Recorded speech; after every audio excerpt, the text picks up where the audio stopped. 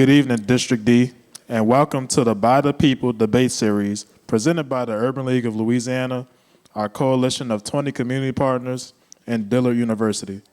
Please join me in welcoming Dillard University's Executive Director for Community Relations and former Urban League of Louisiana board member, Nick Harris.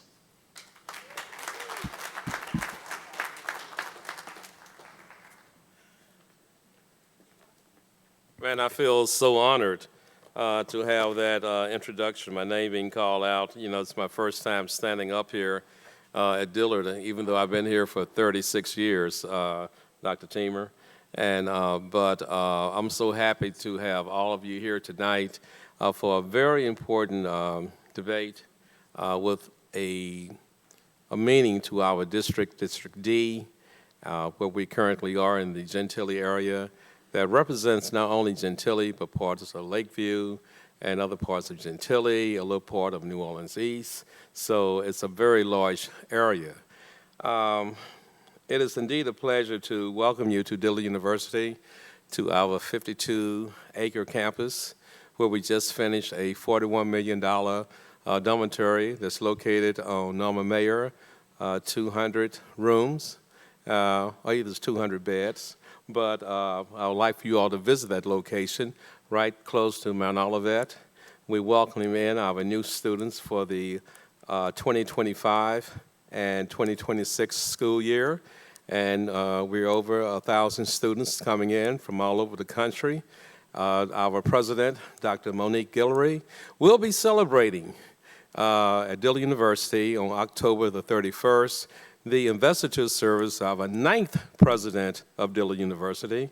And believe it or not, this is the first president that we've had that was born and raised in New Orleans. Let's give a round of applause. I want to thank all the participants and the sponsors of this event tonight. It is extremely very important for us to pay very close attention to what is happening in our district and what is will eventually go on for the progress of repopulating our neighborhood, and also for economic development, new businesses coming in, working on the streets, working on youth programs, working with the multitude of churches from all denominations. Do you realize that District D has more universities than any other district in the city of New Orleans? And that's something else to say, okay? So we have a lot, and so therefore, let me add this part to it, we have more young people in this district that we definitely have to pay close attention to.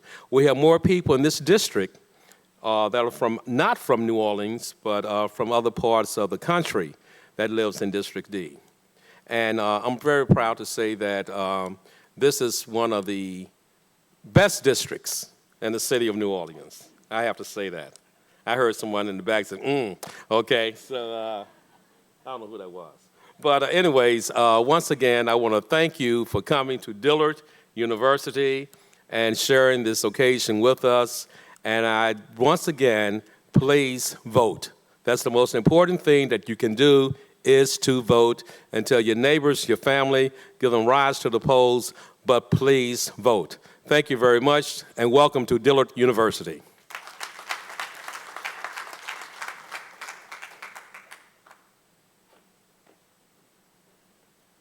Ladies and gentlemen, please welcome Urban League of Louisiana's President and CEO, Judy Reese-Morse.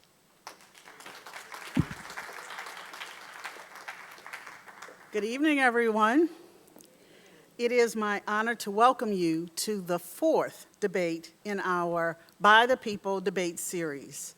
Tonight marks the midway point in this journey, and already this series has proven just how powerful it is when our community comes together to demand accountability, clarity, and vision from those who seek to lead our city. We are especially proud to host this evening's debate here at the Jewel of Gentilly, as you just heard from Mr. Nick Harris, Dillard University. For generations, Dillard has been a beacon of learning, of leadership, of civic engagement, and it is only fitting that we gather here tonight to continue a dialogue about the future of New Orleans. As we reach this halfway mark, I want to challenge all of us to reflect not only on what New Orleans is today, but on what New Orleans could be tomorrow. Our city is rich in culture, resilience, and possibility. But realizing that promise requires more than being critics of what is wrong.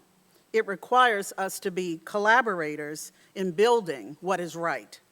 At the Urban League of Louisiana, we hold fast to the belief that every single resident, no matter where they live or who they are, deserves a quality of life rooted in economic self-reliance, generational wealth, and equitable representation. That belief fuels our commitment to this debate series and to the work of elevating the issues that impact every New Orleanian, especially communities of color that have shaped the very soul of this city. And so tonight, as you listen to the candidates, I urge you to think not only as voters, but as visionaries and collaborators.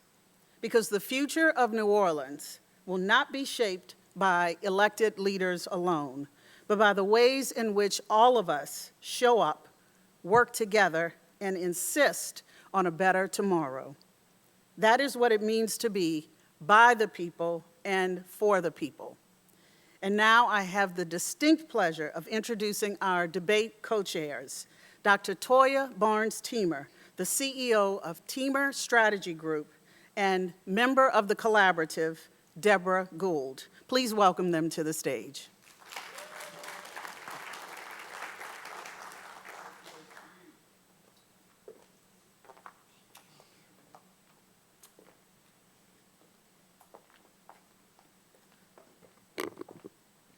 Thank you, Judy. I have the pleasure of introducing our first moderator, Kiva Landrum. Ms. Landrum is an accomplished attorney and former judge who has dedicated her professional career to public service. She brings over 2 decades of legal experience to her current role as General Counsel for the Housing Authority of New Orleans, where she advises executive leadership on operational, business, policy, legislative, and human resource-related matters consistent with the agency's mandate to oversee public housing and select neighborhoods and properties in Orleans Parish. Ms. Landrum also has the distinguished honor of serving as an assistant examiner of constitutional law for the Louisiana Supreme Court, an appointment she has maintained since 2023. Keen legal insight, inherent leadership abilities, professional integrity, service, and a willingness to collaborate. Ms. Landrum has these as her guiding principles. This disposition has allowed her to lead effectively while applying and upholding the law in the public and private sectors. I also want to note that tonight, Ms. Landrum actually is representing herself and not any of the organizations that she represents. With that being said, please join me in welcoming Kiva Landrum to the stage.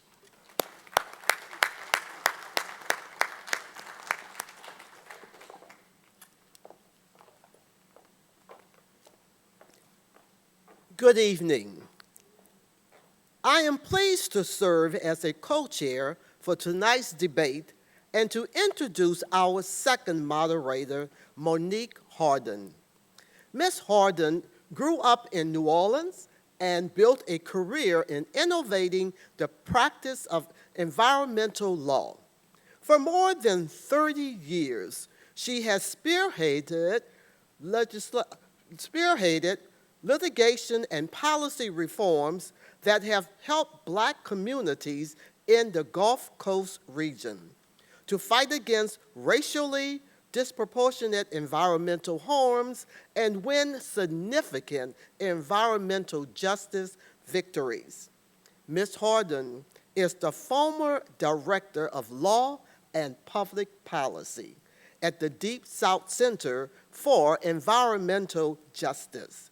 She is also the former co-director of Advocates for Environmental Human Rights, a public interest law firm whose representation must veil environmental action now. Achieve the international precedence that environmental racism in the United States is a human rights violation.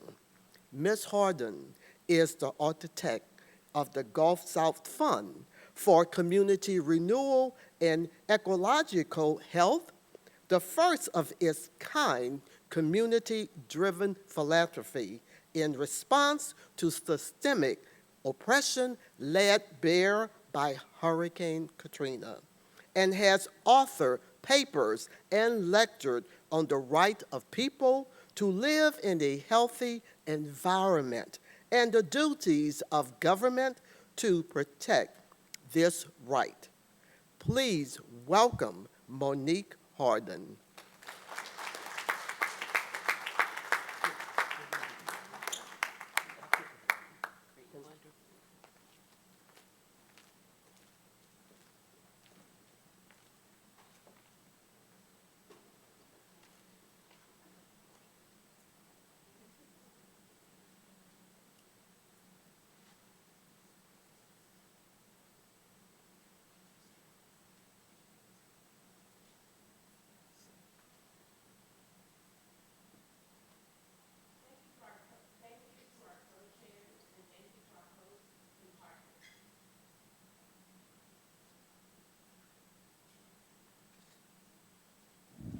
Okay.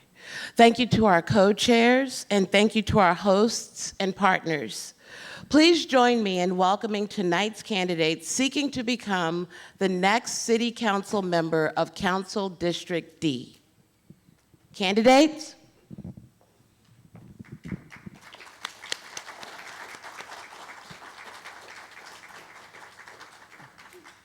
Mr. Green. Mr. Green. That's okay. Mhm. Yeah, that's okay. Thank you, candidates, for being here tonight. Before we begin, here are the rules of the debate. Each candidate will have 60 seconds to respond to questions, 30 seconds for rebuttals, and 15 seconds for clarifications at the moderator's discretion. We ask that candidates keep their remarks respectful, focused on policy and vision, and refrain from personal attacks. The audience plays a critical role tonight, but for us to stay on time and keep the debate fair, there will be no applause, no cheering or verbal reactions during the debate. You may applaud during the opening and closing statements and after the debate concludes. Time limits will be strictly enforced to ensure fairness for all candidates by moderators and timekeepers. With that, let's begin tonight's debate. So we'll begin with opening statements. Each candidate will have 2 minutes to introduce themselves and share their vision for New Orleans. We will go in ascending order alphabetically, starting with Mr. Baptiste. You have 2 minutes.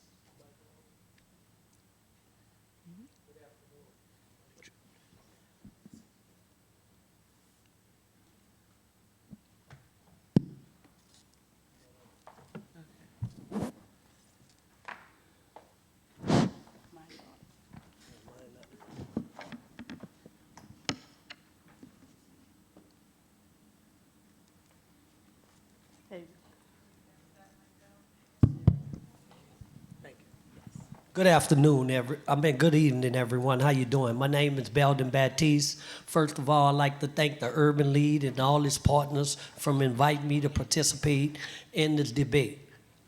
I have started out at 14 years old, working in the community, advocating, fighting, standing up for the community. At 14 years old, I was raised under a civil rights leader called Jerome Smith. We started working right in the Tremie area, and we fought for the whole city. As a youth, I fought for the city. But what I want for District D, I want what District D deserves. It deserves a good council person that's going to fight, that's going to address the potholes, address the streets, address the light poles, stand up the energy, stand up the sewage and water board, hold court enforcement accountable, and make sure black businesses is getting a fair share.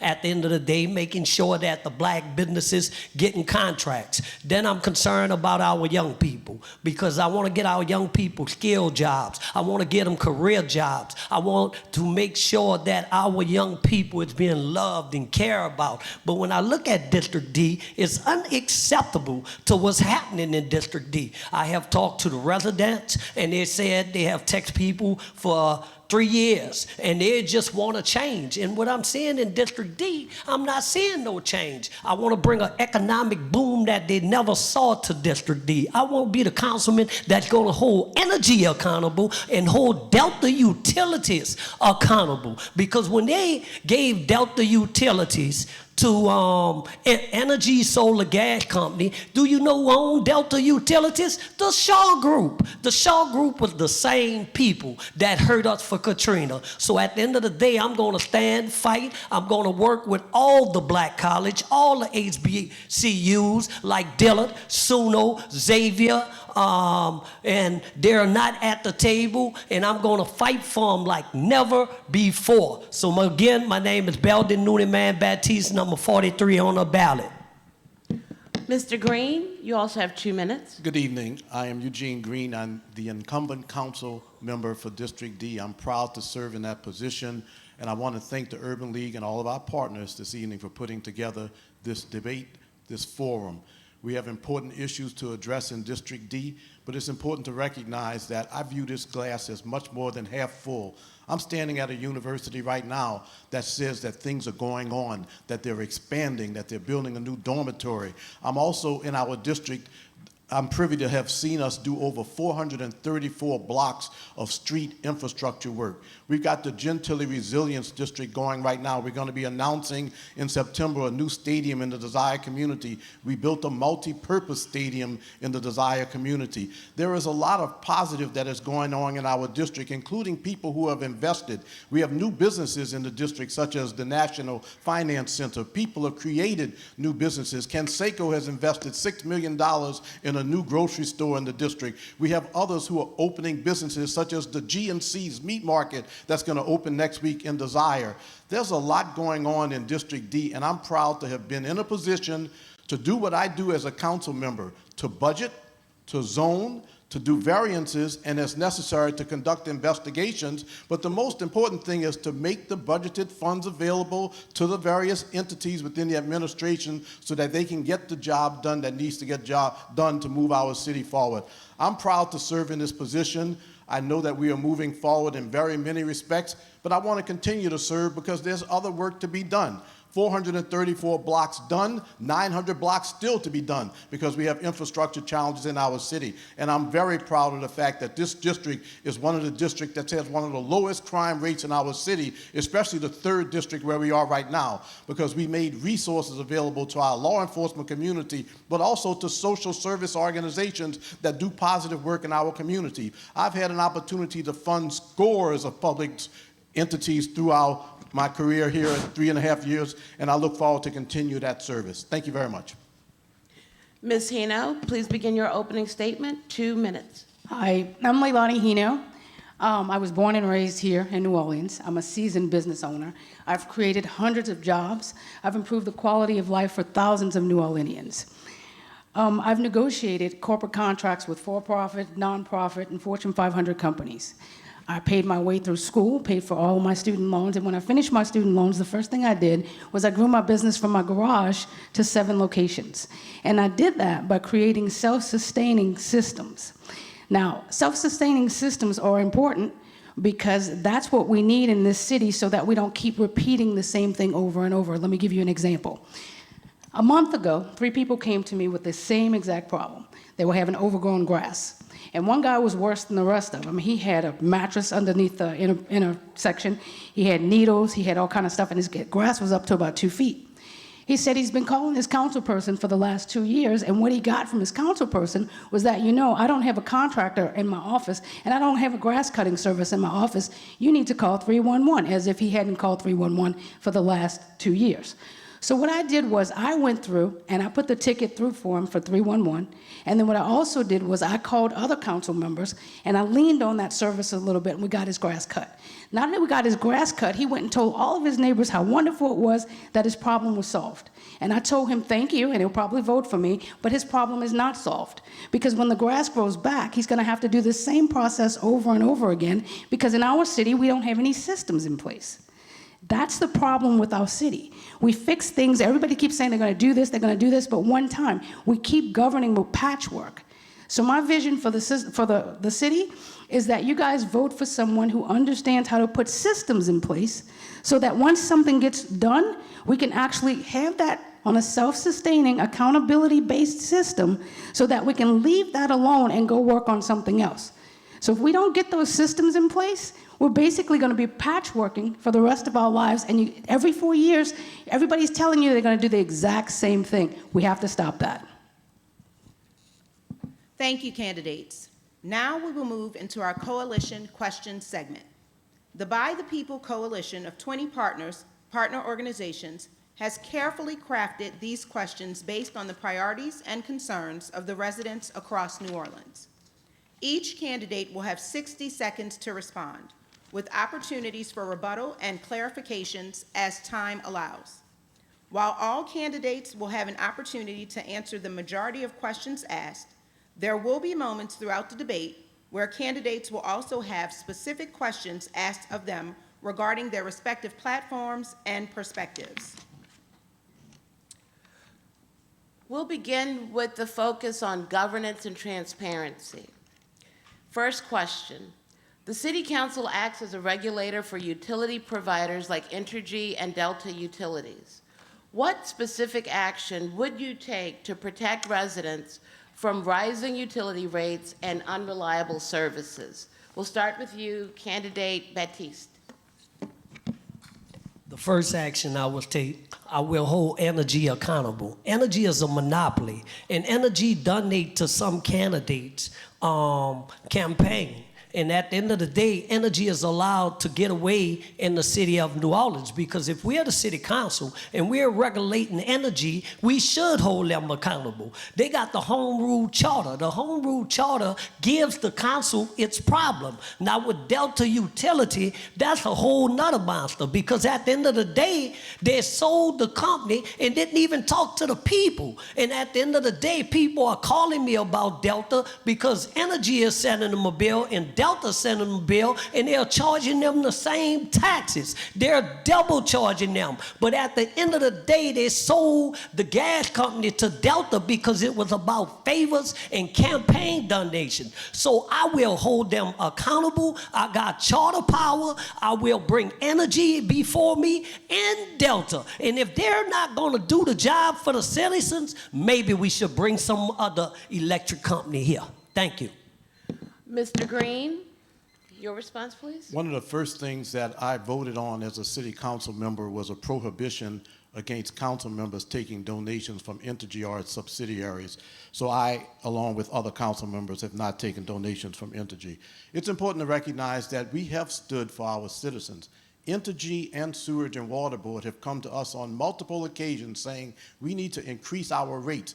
And that is what the City Council has the power to do, to regulate the rates and to ask for investment in infrastructure. As a council member, I will continue to draw the line. There's no increase in rates unless the taxpayers and the ratepayers want to see it happen. So we will continue to do what we've already done. But we're going to continue to say, Entergy, invest in our utility poles, invest in our transformers, invest in line security and all to make us move forward as a district. It's important to recognize that we do regulate Entergy. I would like to see much more done in certain respects, but let's make it clear that this council has regulated Entergy, no rate increases, and we have moved in the direction of making more favorable investments in infrastructure. Ms. Hino. We're going to come back to accountability and benchmarks. because everybody says they're going to hold energy accountable, but they never tell you how. They just say we're going to hold energy accountable. When I want a contractor or someone that's working for me to do something, I tie their rewards to what I want the outcome to be. So what we need to do, first of all, is have energy, all of their funding, tied to outcomes. Their outages, we need to be able to track that. If they don't hit their benchmarks, they need to set those benchmarks ahead of time, first of all. We need to all know what those benchmarks are, because we don't know what they are. We have no idea. They just tell us we're doing a good job, we're doing a bad job. If we can see they didn't hit that benchmark, we deserve something back. If we see they hit their benchmark, then maybe we move them forward on whatever it is they're asking for. But as far as raising anybody's rates when they're not giving us the service that they're supposed to give us, that can't work if you put accountability measures inside of every service. That's important to me. All right, so our next question. The council plays a central role in shaping the city budget. What's one area where you would cut spending and one area where you would increase it significantly? Mr. Green? I think that there's room to look at the city council budget in terms of making some changes to some long-term contracts that we have. That is something that results, is going to result from the fact that we're having concerns as a council relative to our ability to fund all of the operations. So, but there's not a specific area in which I would make cuts, because at this time we would rely on the city attorneys, the chief administrative officer to present to us in this coming year a budget of the mayor's priorities, and we will take a look at it to determine where the cuts can be made. One thing is clear, is that the city council, amidst a challenging time, said we will not roll forward our interest rates because our millage rates, because our citizens are hurting right now with insurance. They're hurting with increases in property values. That is something that I'm going to stick to. So we're going to look at the budget and we're going to make the changes that are necessary, the cuts in the right areas where we don't compromise public safety. But thank you very Mr. much. Green, in 10 seconds or less, is there an area where you would specifically increase it significantly? Youth funding through NORD. We have, every time that NORD has come before the council, we have granted to them the budget that is necessary. But if there's an opportunity to increase funding for NORD, I will be the first to say that is an area in which we need to invest. Thank you. Ms. Hino, the question is yours. Is there an area where you would cut spending and one where you would increase it significantly? We have a $36 million deficit when it comes to fixing the streets. No matter what we want done, if we want business to come in and we want business to remain, we have to fix our streets. One of the things I would do is I would allocate 10 to 15 million more towards fixing the streets. We also don't have a dedicated street maintenance fund, which means that every time our streets break down, which they're always going to do because of where we live, we pull from some other department and we dump there. Again, we're doing the patchwork system. So what I would do is I would actually find a way to increase funding that is self-sustaining. You're gonna hear me say that a lot. And what we can do is we could find a budget, or create a budget actually, so that we can fund that street maintenance. So for me, it's always gonna be streets, because if we don't get our streets and our drainage properly, that's the first thing I will always go after, because nothing else makes sense, and people are gonna leave. When you walk out of this city, you go to any other city, and you hear people say, what have I been missing? And sometimes it's just that they can drive down the road. So streets, definitely. Thank you. And Mr. Baptiste, an area where you would cut spending and one where you would increase it significantly, if those exist? Well, I will cut the third parties. All these third parties, lawyers that we are bringing, we got a city attorney. And at the end of the day, the city attorney need to do their job. We bring in third parties that's friends of somebody and they make millions of dollars and they don't do no work. So I will cut the third party and I will cut these things out they call these studies, because at the end of the day, we are studying the same thing. But what I will fund is NORD summer program, because they can't seem to pay the children. It's been 5 years they didn't pay the children. They didn't pay the NORD workers. They didn't pay the lifeguards or nothing. We got to show our children that we serious about them. And at the end of the day, you're breaking their dreams. So the kids don't want to work in the summer. So I will build the summer program up, cut the contractors into third-party money and give it to the children and show them that we care and get more children and pay them top dollar, $25 an hour. Show them that we care. Thank y'all. The next question is for Eugene Green alone. You've almost completed a full term in office. What do you see as your greatest accomplishment in District D, and where do you feel you have fallen short? 1 minute, sir. I feel that my greatest accomplishment has been to put the resources into our law enforcement community, which have helped us to stem the tide of officers lost, and have also provided the resources and support that such as license plate reading technology and the like that have helped us to make our city safer. It's no mistake that our crime rate has gone down as it has. There has been deliberate efforts on the part of the City Council, including funding more civilian workforce so our armed officers don't have to do what the civilian workforce can do. We've also provided bonuses to law enforcement officers who stay and for new law enforcement officers to join our force. So I would say one of my top accomplishments is in that area. I'm not going to say I've had a shortcoming. I've been there 3.5 years, and very honestly, I'm proud of what is going on in our district. What I would like to see more of is additional decreases in the crime rate, because we don't have to have any crime in our city. There's nothing that says New Orleans has to be a high crime city, so I would continue to move in that direction, and I'd like to invest more in the infrastructure, and especially the Desire community and the Ninth Ward. And where do you feel you've fallen short? I don't feel that I've fallen short. I feel that there are things that I would like to do more of, but remember, I'm one member of a 7-member body, and at the end of the day, I seek funds for particular programs. I'd like to get more for every program, but at the end of the day, it's not a shortcoming. It's something that I haven't been able to do because of what we do as a council. Thank you.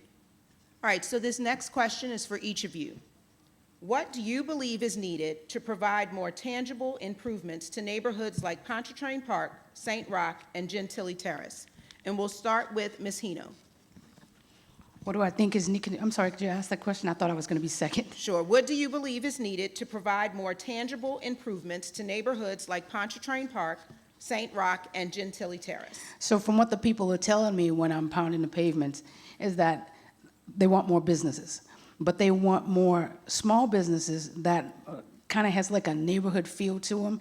A lot of times when I'm in that area, they talk about, a lot of people reference Harrison Avenue.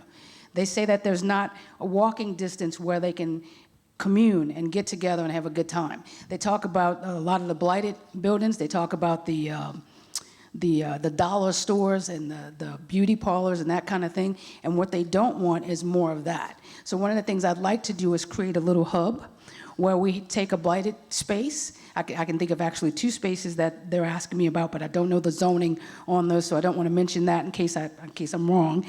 But with that said, I would like to have a community-based small business hub where we can get together and meet and commune, have a truck night, a lot of things that we have in Hawaii that we don't have here, I'd like to bring to the neighbors that they're asking me for. Mr. Green, your response, 1 minute. Gentilly Terrace, Pontchartrain Park, those communities are strong single-family home communities that are growing. District D is growing, especially in those areas where people have invested in their homes. I think that in general, if you ask people, and I ask them because I go to all of the meetings, such as the Pontchartrain Park Neighborhood Association and other association meetings. They want the community to be as safe as possible. Their focus is on making sure that when they get out of their car, they don't have to worry about someone sticking a gun in their back to take the car. They want to get rid of the people who are shooting guns into the air. And for the most part, in District D, in every area, crime is down. That's because we've been very deliberate in District D about making sure that law enforcement communities work with each other. So those 3 particular communities that you mentioned are a microcosm of the entire district. People want to feel safer in our communities so that they can invest and that their children can feel comfortable coming back to their homes. I'm going to continue to work in that area to make our communities safer. Thank you. And Mr. Baptiste, your response, 1 moment. Read the question again. Oh, I'm sorry. What do you believe is needed to provide more tangible improvements to neighborhoods like Pontchartrain Park, St. Roch, and Gentilly Terrace? Number 1 will be the infrastructure. Number one will be the streets, the potholes, making sure the light poles work, but also bringing quality parks and making sure we're addressing the quality of life for everyone, making sure the neighborhood is clean and safe, but making sure people are getting the results that they're paying for, because we work for the taxpayers, and at the end of the day, they're not happy in those communities because they're seeing no results. They're looking at empty promises. But I want to bring economic opportunity there. I want to bring small businesses, but I don't want to go worldwide first. I want to go local. Give the local people a chance. Then I want to bring contracts. I want regular day people in District D to be able to cut the grass. I want people to have contracts just to make money in the city of New Orleans, put money in their pocket, and when you put money and you give them skill-trained jobs, you give them economic opportunity. That's what solves the problem. Thank you. In instances in which you disagree with the mayor or your fellow city council members on key priorities for your district, how would you navigate the conflict while still delivering results for your constituents? We'll start with Mr. Baptiste. Oh, that's the perfect question. Mr. Baptiste will dance on their desks and let the whole community know what the council and the mayor done did. Because Bell didn't know that man Baptiste ain't bought, paid, or for sale. But at the end of the day, I will stand up to him, and the council know when they elect me it's gonna be trouble. Because I'm coming with the fire, I'm coming with the smoke, and I'm gonna deliver results. So I don't care who the mayor is, I don't care who the council at large is. This ain't no friendship. I work for the people. And if I don't do my job, fire me, and y'all know I'm the king of recall. Recall me too. Thank you. Mr. Green? It's important to recognize that I've taken my job very seriously. I have an awesome responsibility. I'll tell you all that the mayor did not endorse my candidacy, and the mayor actually worked against my candidacy. But I've been criticized because there are instances where I need to get along with the mayor because she appoints all of the department heads and 280 other people that do work in the city of New Orleans. So my answer is that there will be instances where I disagree with the new mayor just as I disagree with the present mayor. But the problem and the instances of what we have to address are more important than me having conflict. I heard a buzz, but look, I'm sorry. It's more important for me to get the work done than say whether or not I'm an ally or an enemy of the mayor. It's about getting the work done, and the mayor is a powerful, powerful position. As I mentioned, appointments, submitting to us the budget. It's important that I get along with what the mayor is doing that is right and continue to disagree as the council does when we feel that the mayor is wrong. Ms. Hino? I started my business when I was 7 years old. I'm a black female, and I have had usually sitting at the table with some very powerful people. I am so used to being told no. I am so used to being told you can't, you won't, whatever. I get along pretty much with anyone, and I think there's an education process when you let people see the benefits for the community. If somebody can see how something will work for everybody and work for you as well, it's not that difficult to get along with people. It's really not.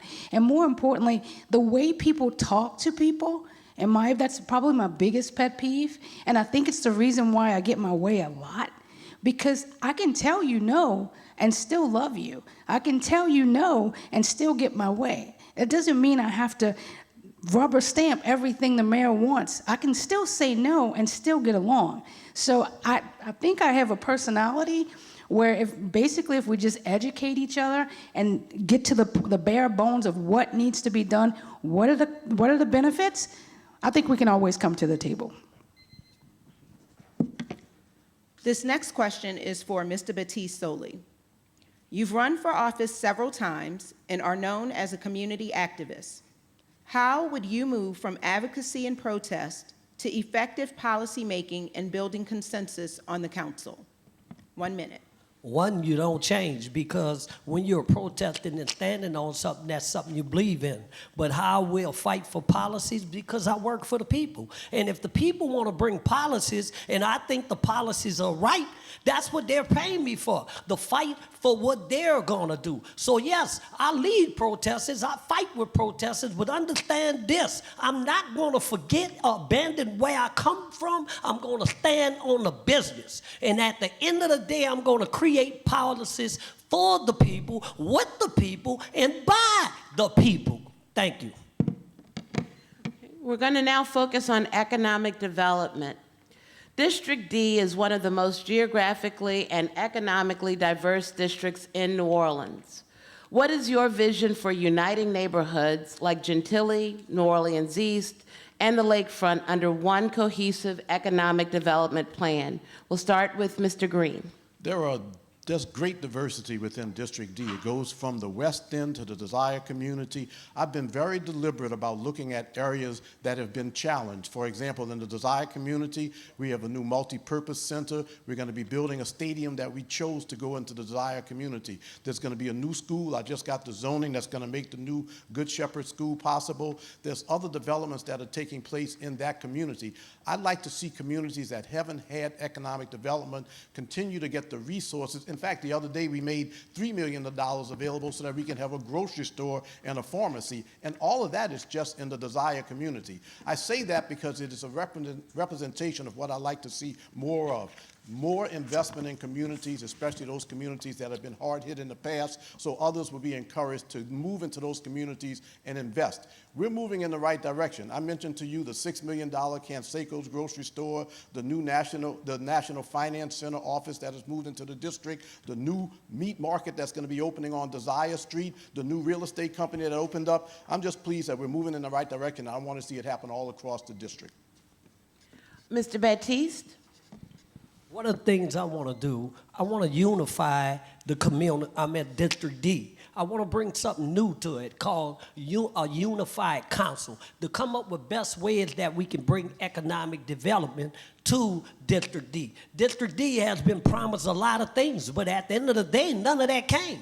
So at the end of the day, I'll bring unified councils together. Also, one of the things I want to do is bring a youth Congress together, so to show the youth how they can prosper with economic development. Because at the end of the day, District D has been neglected too much, but we know District D can boom. Chef and Haynes used to boom, but something happening. So I want to get businesses, I want to make it boom, I want to bring put money in people's pockets and making sure that they having jobs and bringing resources, talking to partners and everything, because when you give them economic opportunity, murder, crime, and everything goes down. Thank you.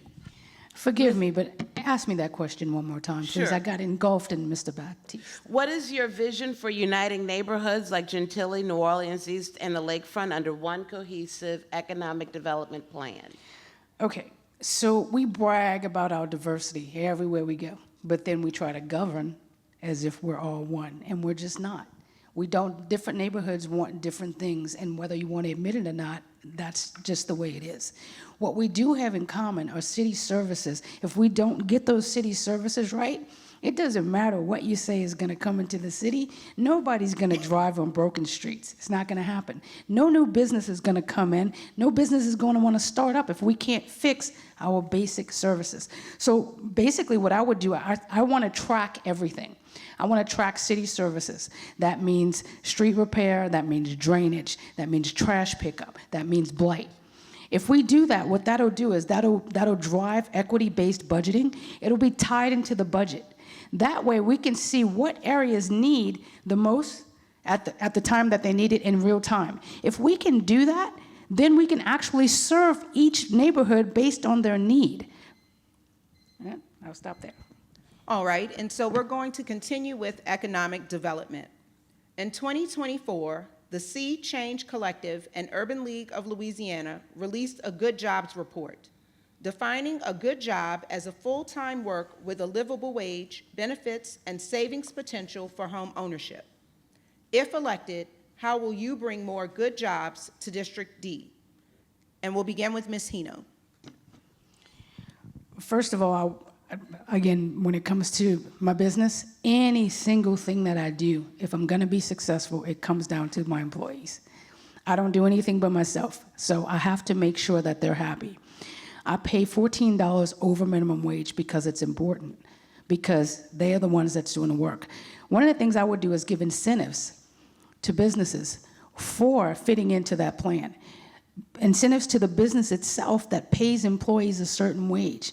Because when everybody's going across the board screaming, everybody needs to get paid this much an hour, not every business makes enough money to pay all of their minimum wage people a certain wage, because once you do that, the people that are in management positions have to be bumped up as well.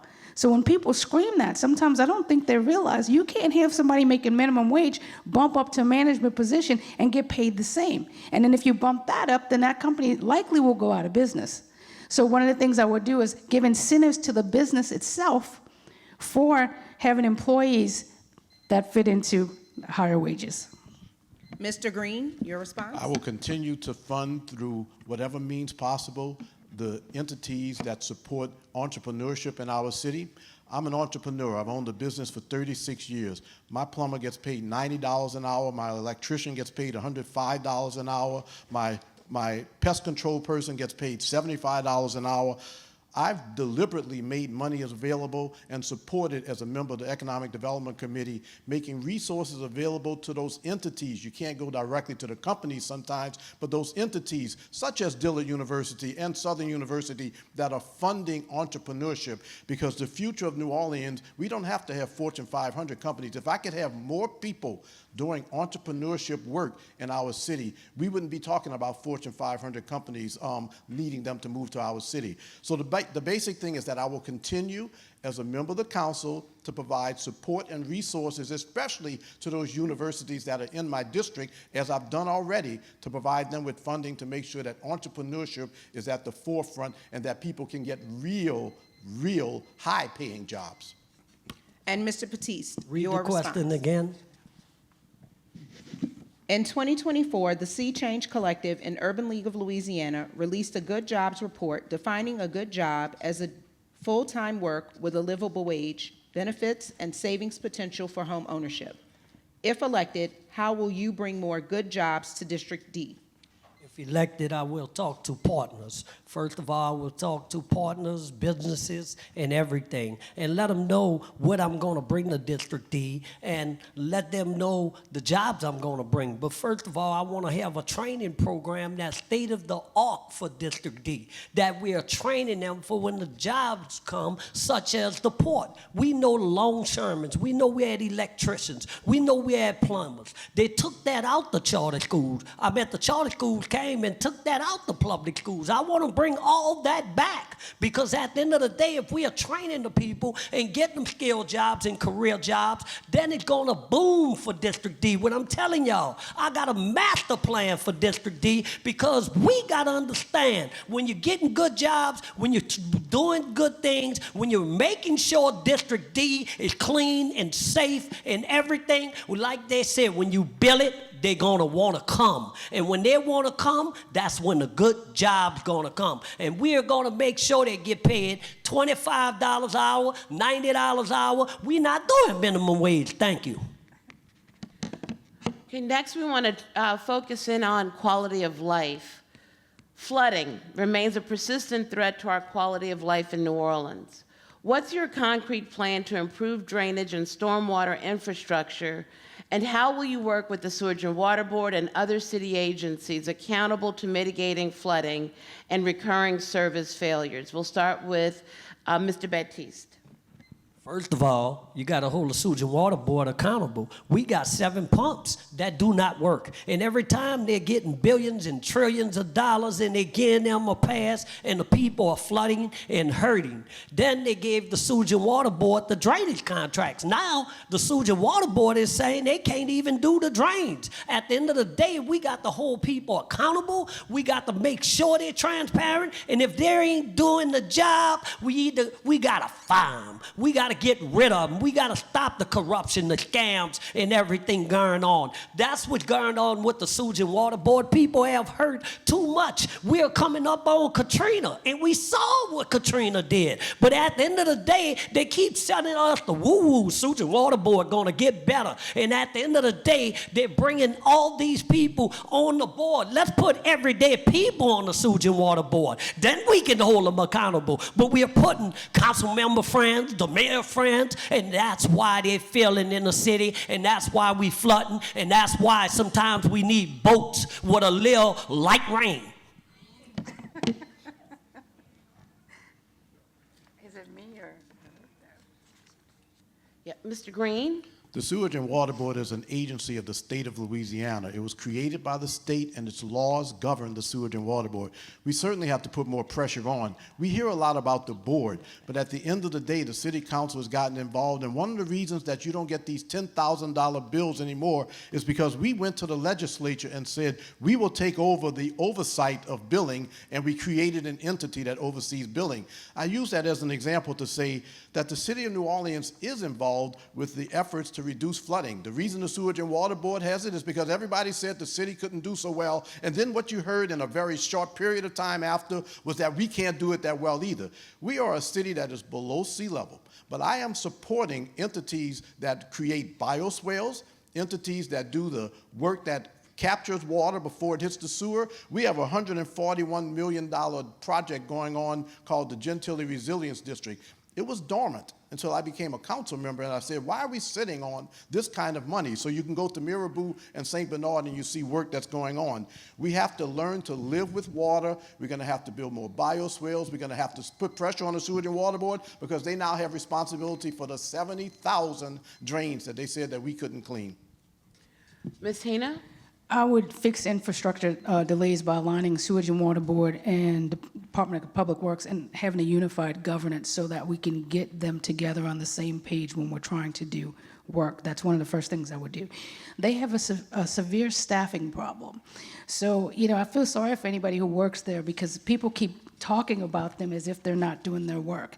And again, whenever something's going on with my business, the first thing I look at is what's going on with my employees? Why are they not getting to the drains? Are we giving them the tools they need to do that? And every time somebody talks about this, they never talk about the employees to find out what's going on. Those are the people doing the work. So one of the first things I would do is get with the employees and find out what's the system. There is no system, I know that. And that's one of the things we'd work on. The same thing I told you when I opened up, that we need accountability-based systems in place. Once we get those systems in place, we don't have a clean drain system. We don't know what that is. We don't know the maintenance schedule. We don't know what they're supposed to do. We don't know what times. We need to create that. All right, our next question. District D has some of the highest rates of blight in the city. What specific tools or ordinances would you use to reduce abandoned and blighted properties? And how would you ensure those properties are redeveloped affordably? Mr. Green. District D has a significant number of blighted properties because we have communities that were so hard hit by Hurricane Katrina that it's been hard to redevelop. The Desire community and parts of the Upper Ninth Ward communities. But it's important to recognize in terms of the progress that we've made, it is difficult to take a house from someone to demolish it. They always fight it. They can always get a temporary restraining order. But despite that, we've been able to work with code enforcement to tear down over 150 houses in District D alone. And that is so very difficult to do. We're at the rate of tearing down one a week. That's an incredible pace. Those people who live next to some of those blighted houses are so pleased that they've finally gotten some relief since before Hurricane Katrina. The question was, what would I support? I do support on a state level an ability for us to not have to have so many hearings before we take property back and that we demolish it, but the state rejected that. We'd have to live sometimes within a state where we remember that it's farmers and they don't want their property taken, but I would support legislation that allows us to move forward without having to have so many hearings to reduce blight. Ms. Hino, your response, 1 minute. I don't see blight as just a nuisance. I see it as a way to rebuild an opportunity for the community block by block. We could take these properties and do so many things with them. We talk about having a food shortage. I actually have hydroponic gardens indoors. We always talk about when the storm happens, what are we going to do? How are we going to feed people? If we took these places and made hydroponic gardens inside, we wouldn't have a food shortage problem throughout the entire year. We wouldn't have to worry about when a storm happens. The other thing I would do, other than doing things like that, is I would make sure that we crack down on slumlords, because even though it might be a state problem and we can't get the house back, but we can enforce code like we're supposed to, and make sure that we have slumlords take care of their property. So that's actually a huge thing that we can do when it comes to blight. We can take any land, if we took every piece of blight property we have and repurposed it, we're always trying to bring something new, and that increases cost. Use the blight. Nah. All right, thank you. And Mr. Baptiste, your response. With the blighted property is what I like to do. Before we take somebody blighted property, I like to see if we can help those people to rebuild their houses and get them together. But if we can't, well, I like to take the blighted houses and sell them back and give them to single mothers, single fathers that's trying to make it in the city, and use those blighted houses to build real affordable houses, where in District D, we can rebuild the houses and charge them cheap rent, because we know rent is high. We know rent is a problem, but in District D, I like to build those blighted houses and give them to people for like $400, $500 a month, because we know people with 2 rooms are paying $2,000 a month, and then some of them we can make gardens, feed the community, and do different things like that, because sometimes people want to save their houses. Sometimes that's their family home, and we understand blight is a problem. We understand the slumlords is a problem, but what I will not do is let the LLCs buy those houses who are the politicians, corrupt people in the city. Thank you. This is for Ms. Hino directly. Yes, ma'am. You've built a career in fitness and wellness and have spoken about holistic approaches to community health. How do you translate your private sector experience into concrete policies that address District D's needs around public health, economic growth, and crime prevention? 1 minute, please. I have this awesome plan. It's a dream in my head, but if this happens, we could wipe out a bunch of things at one time. We brag about our neighborhood, like we said, Krewe, the 9th Ward, where everybody's from somewhere. What I'd love to do is have community competitions, and you have your own T-shirt, and you have a contest every single month. Who has the cleanest streets, who has the cleanest drains, who has the, whatever it is that we need to do, the most grass cut, whatever. So that communities are doing it the way they used to, instead of relying on figureheads or government to do the work in the community. Then what we could also do is we would have food trucks. You would have to be local to come there, so you're actually promoting small business at the same time. We would get this on the news. The kids would get awards. We would have student workers coming out to clean. But every neighborhood, just make it a fun competition where every neighborhood's cleaning up their own neighborhood. And then this is a gathering place now. So now you're in these different parks once a month or whatever, however we do it. Nah, you got it. Thank you. So we're now going to shift a bit to climate resilience and environment.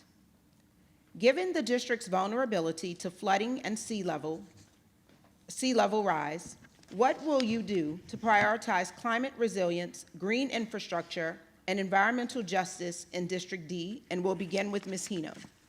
Oh, okay. I'm really, in the 7th Ward, they have the barrels going on. They have pervious pavement going on.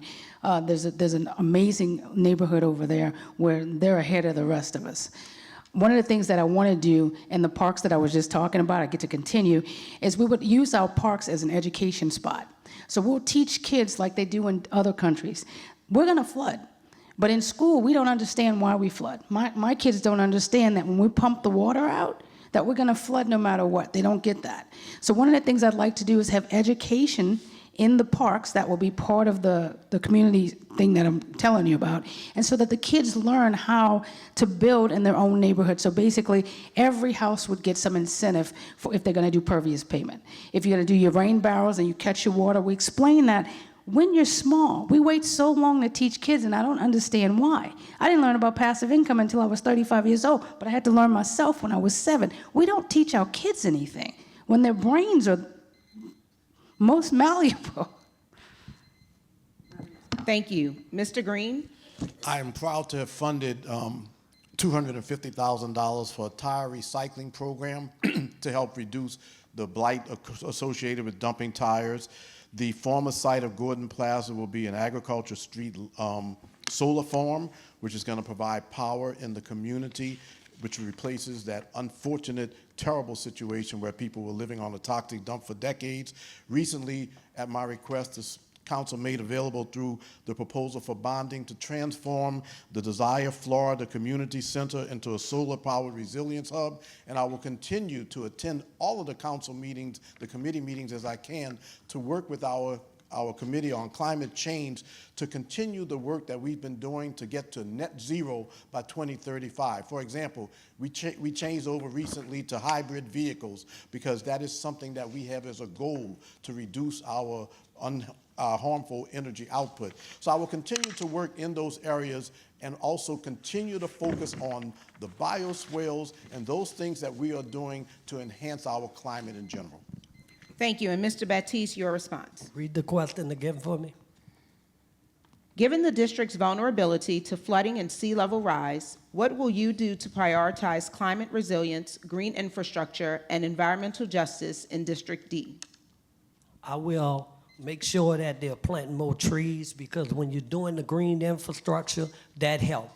One thing I saw in Gentilly, they got something called retention ponds. These retention ponds are not being mandated, not being cleaned. I reached out to the company to find out why they wasn't dealing with the retention ponds, because the retention ponds is supposed to absorb the water, and when the water go to the retention ponds, it's supposed to move slower. But this company is being paid all these hundreds of thousands of dollars, and for 9 months to 10 months, they haven't did nothing. So we got to take care of the retention ponds, and then we got to deal with the soil, the water, the land, and everything. But when we look at the Sewage and Water Board, we still have a problem with the water.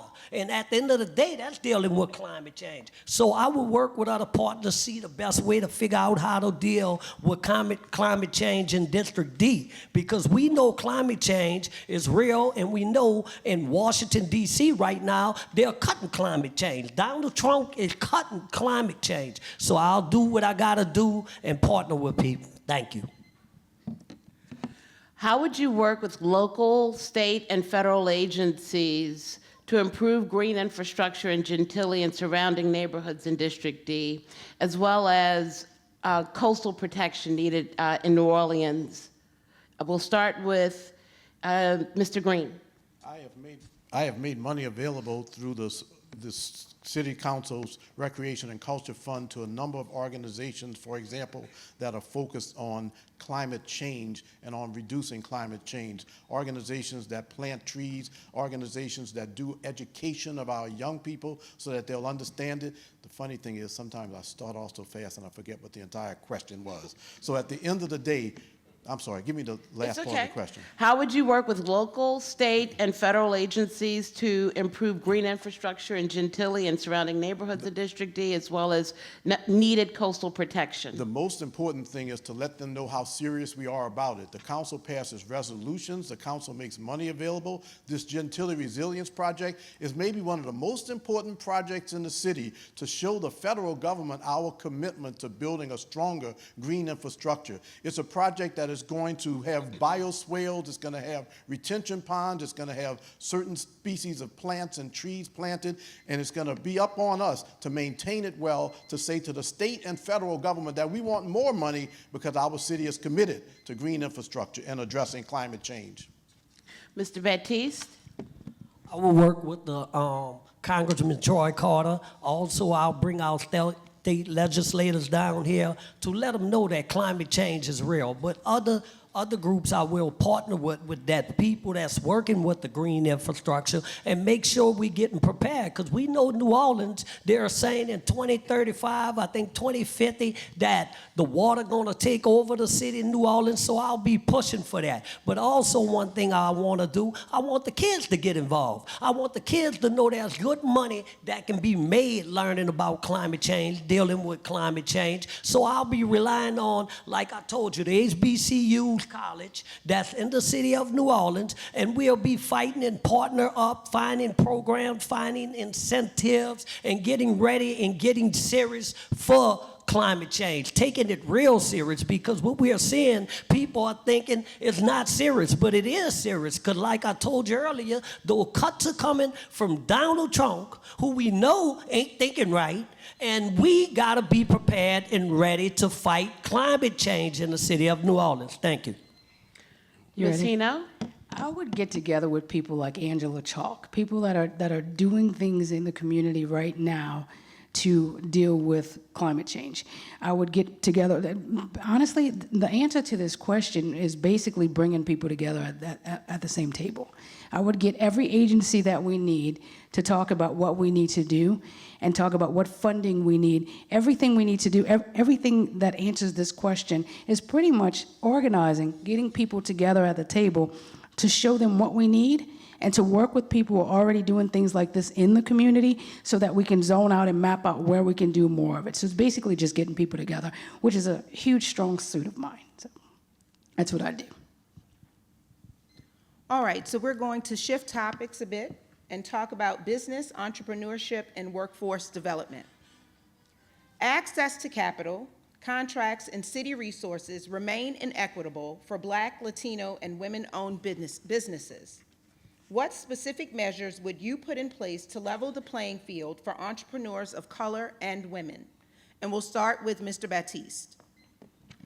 One of the things I'll do, I'll look at the contracts of the city of New Orleans, and I'll watch the DBE program. And at the end of the day, I see they talk about disadvantaged Black people, but at the end of the day, the Black people are not getting the contracts and everything. So one of the things I'll do, I'll work with the partners and the people that's been pushing for the DBEs to make sure they're getting the contracts. And at the end of the day, I want to see wealth going down from the families like they do for the white people at the end of the day. Because these white people get these minority contracts, both brothers' wives, Gibbs' wife, and everything. And at the end of the day, they don't even qualify for the contracts. So it's been too much sitting down in the city of New Orleans, and we know Black people are not getting contracts. We know they are treating Black people any kind of way, but they never had a councilman. Because when you got trouble on your hand, call Councilman Noonan Man, because he's going to make sure that the Black contractors is getting a fair share of the pie. Thank you. And Mr. Green, your response. There are challenges within our city, many of the challenges have to do with state laws relative to bonding. We would like to reduce and relax the bonding requirements on a city level. We're constrained by state law. But it's important to recognize that we do have to emphasize that there are some people who are going through that process and they're getting contracts.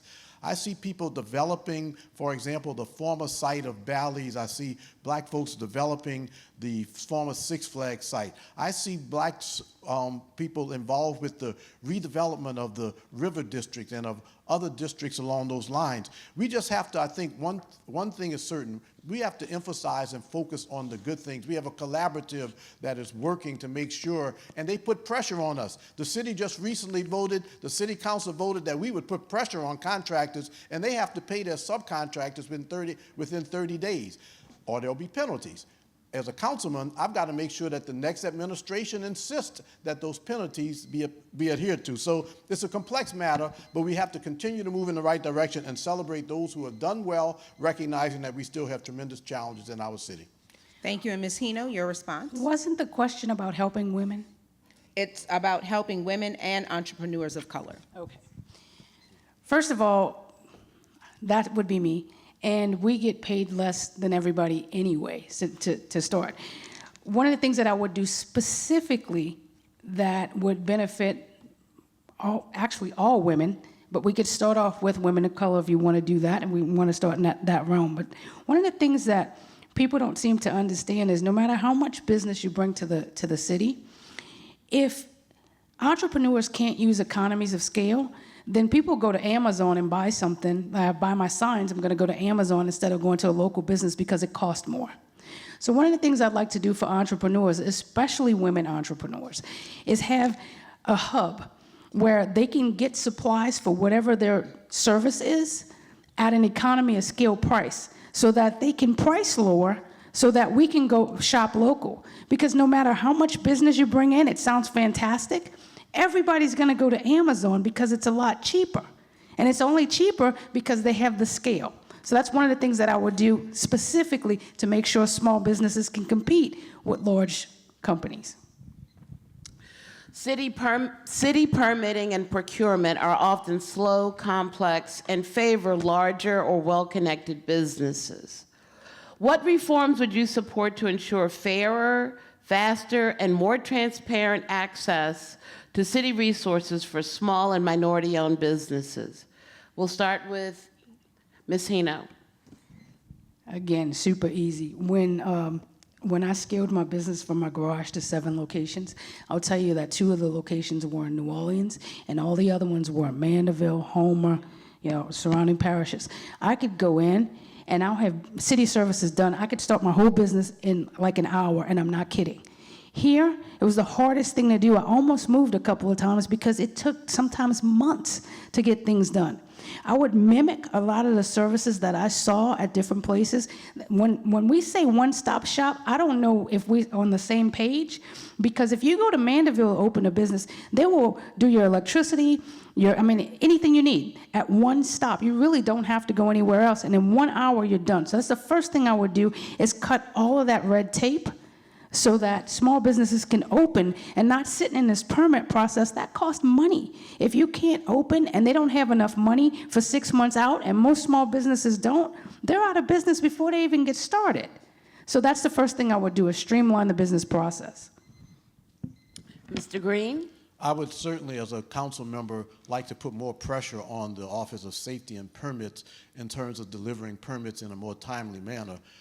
One thing that has to happen is that we have to be realistic about our permitting process. There are too many places for people to go to have to get their permits. If you want to do something, for example, in the French Quarter, if you want to start a new business, you might have to go to 3 different agencies.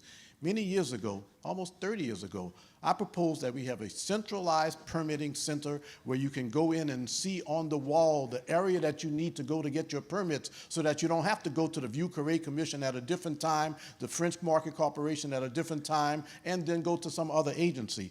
I am going to push during the second term with this new mayor for us to look at a centralized permitting process that has the goal of delivering permits to those who apply in a shortened time frame, for example, 2 weeks. There's been pushback on that in the past because everybody wants their own permit and they want to get things done. But it's important to recognize that if we could get the permitting process in place, it goes to the second part of the question, our banks and our financial institutions would feel more comfortable doing business with the businesses in our city. Mr. Baptiste? I want to understand this question because I got an answer for it, but I want to make sure I heard you right. Let me repeat. City permitting and procurement are often slow, complex, and favor larger or well-connected businesses. What reforms would you support to ensure fairer, faster, and more transparent access to city resources for small and minority-owned businesses? Number one, we got to stop the favoritism, because certain people can get a contract and certain people can't. Number two, we need to fire Tammy Jackson, because she's the cause of people not getting the permits. And at the end of the day, these people don't get their permits and everything. But if you're rich, you can walk out there with a permit in 1 day. But if you're not rich, they make you go through this process and everything, and it hurts your business when it's months and months. You can't get your permit, you can't open your business, you can't make no money. Some businesses have not opened yet, been waiting 1 year, 2 years. But at the end of the day, people want results, and we got to deliver real results. We know what the problems are, so we got to deal with the problems. At the end of the day, I'm telling y'all, Belden, Nooney, Man, Baptiste, get it straight. Tammy Jackson gotta go. I can't wait till the new administration come in, and I will be your next councilman, and I'm gonna hold everyone accountable in the permit office, because we deserve better. All right, District D includes 2 universities, UNO and Dillard University. How would you strengthen partnerships with higher education institutions to create career pipelines for local students and residents? Mr. Baptiste. Read the question again. I had to cool down. All right, you ready? Yeah, I'm ready. I Okay. had to cool down. Got All a little right. hot. Here we go. District D includes 2 universities, UNO and Dillard University. How would you strengthen partnerships with higher education institutions to create career pipelines for local students and residents? Number one, I will work with the students. I work with the president of Dillard, the president of UNO. But let me tell you, UNO get too many resources. Dillard should get those same resources that UNO getting. The state just gave them millions of dollars, but they didn't give it to Dillard. Treat the black children like you treat the white children. That's where I'll stand on it, and I'll make sure Dillard getting their money because they deserve it, and black is beautiful. And let you know black is excellent. And let you know we are the smartest people on earth. So Belden Noonan Man Baptiste gonna bring real results to Dillard University because Dillard University deserves better. And our black kids are the brightest. Get it right on the camera, the radio, because Belden Noonan Man Baptiste is coming with the smoke. All right, Ms. Hino, your response, please. 1 minute. I might need to cool down, okay? Yeah, let me drink my water. You know, I think an opportunity that colleges miss, and I've been saying this forever, is starting younger. For some reason, we wait until kids are 14, 15, 16 before we try to educate them on something, or even higher than that. I started my first business when I was 7 years old. It wasn't a lemonade stand. And again, the things that I learned from somebody else who was in business. I happened to be interested.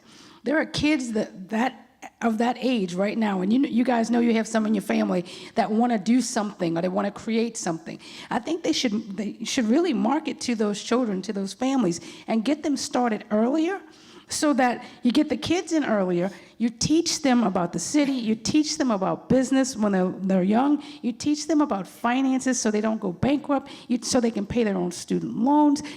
They have no idea how to write a check half the time. And if we start earlier in the universities and get that done, then we can actually start earlier in the universities and get that done. And Mr. Green, your response. I want to tell everybody how great District D is, and I want to make sure that we recognize the fact that District D also includes SUNO, it includes Delgado, and it includes a 4-year degree program at the Baptist Theological Seminary. What a great district with all of those universities, plus the LSU School of Dentistry, plus 9 high schools. I say that to say that we have a lot of resources here, and I've made money and resources available to them. But I've also been available to do the most important thing that the council does, which is to make budgetary decisions, also with regards to permits and variances. We've helped the university that have asked for certain things that are within our purview, and I'm proud to say that as a continuing councilman, I will continue to provide resources. We have Nick Harris sitting in the front row. Nick Harris is so busy with the adults and the STEM programs and other programs right here at Dillard, and I'm proud to say that I've been able to provide support and funding for the Dillard University Community Development Corporation. So 5 universities in this great district, and I'm going to work with them constantly and continuously during my next term. Thank you. So we're going to now turn to generational wealth. Land loss, predatory lending, and heir property issues have historically impacted Black and Latino families in New Orleans. What policies would you support to help families retain and pass down property and expand financial literacy and wealth preservation tools in District D? We'll start with Mr. Green. I've already started. I'm proud to say that just 2 weeks ago, we had a seminar at the this past weekend, at the Desire Florida Community Center, which is designed to tell people about issues relative to successions, doing wills, and the like. I also know that during with this 2% of the city's budget housing trust fund, I'm going to be a strong promoter to have some of that money used for down payment assistance, for closing costs and the like, and even soft second mortgages to get people into homes. I want to help people get into homes. I want to fill those 2,000 lots that happen to be located in the Desire Florida community, and that's why I focus on that community, because I believe that it has the potential to provide home ownership opportunities that will help us to bridge this wealth gap, but will also provide resources for families when they have something to pass on. Generational wealth. In our city of New Orleans, there's a tremendous gap in the wealth potential of different communities. Home ownership narrows that gap. I want to see more home ownership. I've already started. I'm going to continue with the Recreation and Culture Fund to make sure that succession and wills are talked about more. Ms. Hino? I am really for community land trust. I would love to lock in taxes when someone gets a certain age. If I'm perfectly honest, I would love to see a community where they don't even pay taxes anymore. Because when you get to a certain age and you're not bringing in any income and the cost of living keeps going up, we have to start putting caps, more caps for our older people. When a lot of these questions in these forums, in my opinion, is geared towards the Band-Aid, and I like to go with the underlying sources. So other than doing things like that, I really want to start teaching our community, the Black community, kids at a younger age so that when they reach this age, they've already planned for this. We don't know anything about generational wealth. You shouldn't be learning about generational wealth when you're in your 60s and 70s. That's too late. Nothing's ever too late, but you know what I'm saying. If we learn this earlier and we teach our kids earlier, we wouldn't have this issue. We don't have this in our community. We need to start earlier. Mr. Baptiste?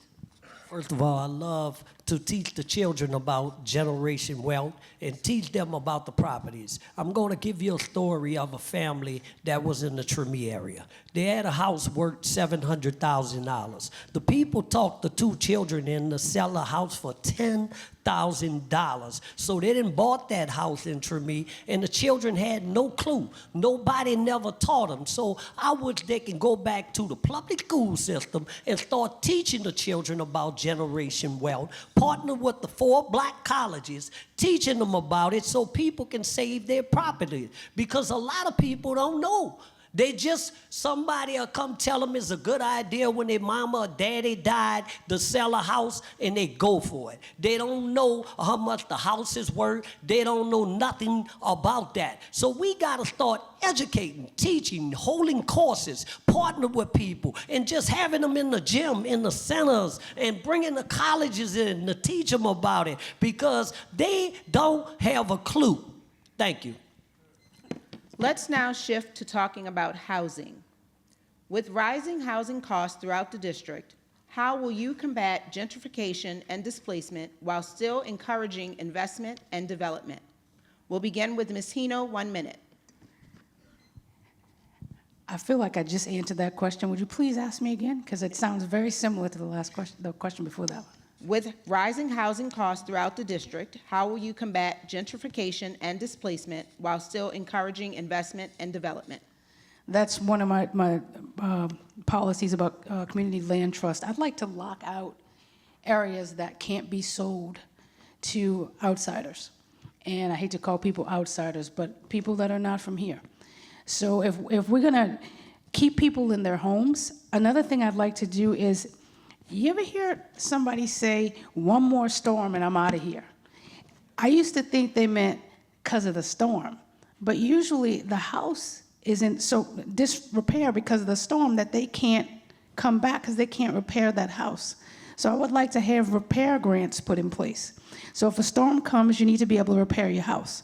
Because if you can't repair your house, then you can't get insurance. And if you can't get insurance, you lose your house. And there's this domino effect that keeps happening, right? So other than locking in land where no one else can buy it that doesn't live here, so that's also going towards generational wealth. That's one thing we want to do. But we want to make sure if a storm happens, that storm doesn't kick you out. Thank you. Mr. Baptiste? Read the question again. I want to be sure what you're talking about. With rising housing costs throughout the district, how will you combat gentrification and displacement while still encouraging investment and development? At the end of the day, I will hold the gentrifiers accountable because number one, they flew here. We grew here.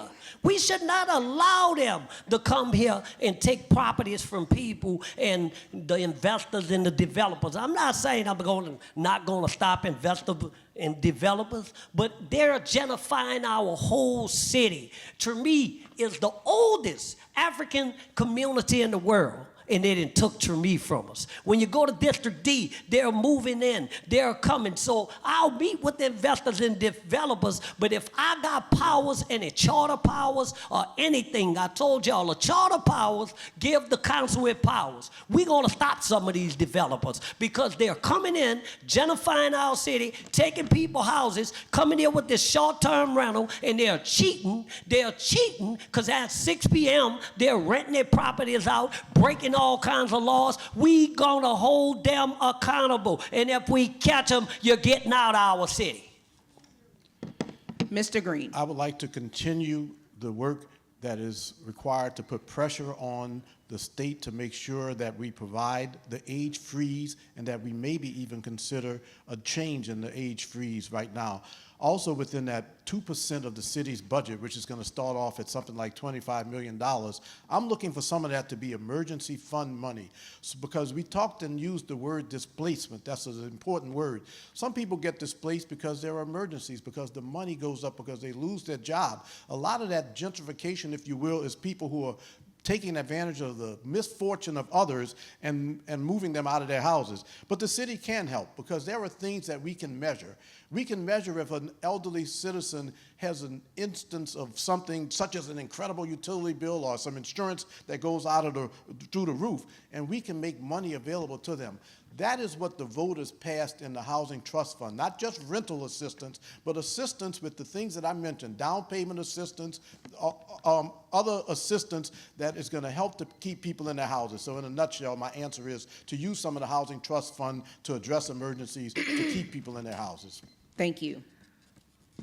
What specific strategies and funding sources will you pursue to house New Orleans' unhoused residents? Mr. Baptiste. Number one, let's talk about unity for the homeless. They get all that money, and they're supposed to be housing all these people. They might house a few people, but the lady that runs Unity for the Homeless has refused to open her books because they ain't doing nothing. But I'll tell you where I'll get some funding from. We service 63 other parishes, and they talk about New Orleans getting its fair share. The hotel, motel money, the Louisiana Superdomes, arena, and festival money goes to 63 other parishes, and we don't get 10% of that money. I'm going to demand that we get that money and we start housing people, making affordable housing and helping homeless people and making sure the money is being used and not guaranteeing their salaries, not riding around in big fancy cars talking about you helping the homeless. They got a program. They got a lady named Miss Linda Lewis. Go in her pocket and help the homeless every time. She don't get 1 cent because she's not in the clique. At the end of the day, the cliques and the corruption gonna stop under Belden Noonan Baptiste. Mr. Green. The City of New Orleans has a budget this year that includes $10 million for rental assistance and for other assistance, such as cleaning homeless encampments and doing those things that it takes to make people healthy. I'm going to continue that. I'd like to see that amount increase. It's important to recognize also that one of the contracts that was referred to, Unity of Greater New Orleans, the state engages Unity of Greater New Orleans, and I'd like to see us have more input. I think that the state is hearing some of our concerns, that many of the problems that we have in our community, such as the large homeless encampments, we had a large homeless encampment under the Claiborne overpass. It was cleaned by the City of New Orleans, it was decommissioned by the City of New Orleans, and it was on state property. We have to put more pressure on the state, which gets the money from the federal government and makes it available to their entity of choice to make sure that not only are the books open, that the work is being done to put people in permanent housing. But I am pleased, as I look through our district, that we've been able to decommission homeless encampments under Claiborne, under Almanaster. It's not in my district, but you remember the Chapatoulas corridor, and all of those folks who wanted to be are in housing because the City of New Orleans has made that money available. We'll continue to do so. Ms. Hino. Oftentimes when we talk about getting money from the state and helping out the homeless and putting them in affordable housing, I always question what's affordable, because I can't say what's affordable to me and what's affordable to you. One of the things I'd love to do is, I'm always talking about using the resources that we already have. We're always trying to find out, we're going to do this and we're going to do this, and all these things cost money. We don't have a budget that's endless. I don't know where people think this money comes from, and I think that's a problem with our perception. So I would like to use things that we already have, city-owned property that we already have. I want to use that to house the homeless, and then there's a lot of homeless people that don't want to be housed. So then some of that's going to have to be focused on mental health. It's not just going to be focusing on housing. So you're going to have to get that whole wraparound service together before you can take care of people. You can't just pick people off the street and stick them somewhere. They'll come back. All right, let's shift gears a little bit and talk about public safety and policing. Data shows that statistics tracking crime, particularly violent crimes, are improving. However, the narrative about crime in New Orleans remains the same. What is your position on increasing funding for NOPD versus investing in non-police public safety strategies such as mental health crisis teams or community violence intervention? And we'll start with Mr. Green. The City Council has already made funding available for the Trauma Recovery Center. We've made funding available for mental health that addresses youth in many of our schools, in 10 of our schools. We have shown, and I have shown through the Economic Development Fund, that we're not just focused on policing, that we're focused on social services providers. I'm proud of what I've been able to do through the Recreation and Culture Fund, if you look at it, to provide resources for youth.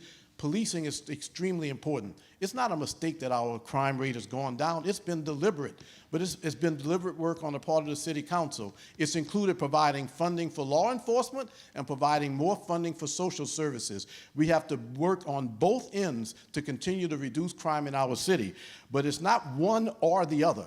And we're not going to defund the police. At the end of the day, we're going to provide the resources to the law enforcement community as the people of my district require of me. They ask me, what are you going to do to get more policemen in our district? What are we going to do to enhance patrols in our district? I'm not giving them the answer that we're not going to provide support. We're going to provide support to police and social services to keep us moving in the right direction, and we are moving in the right direction as a city. Thank you. Ms. Hino, your response. You're going to smack me for this one, but ask me that question again, please. I'm sorry.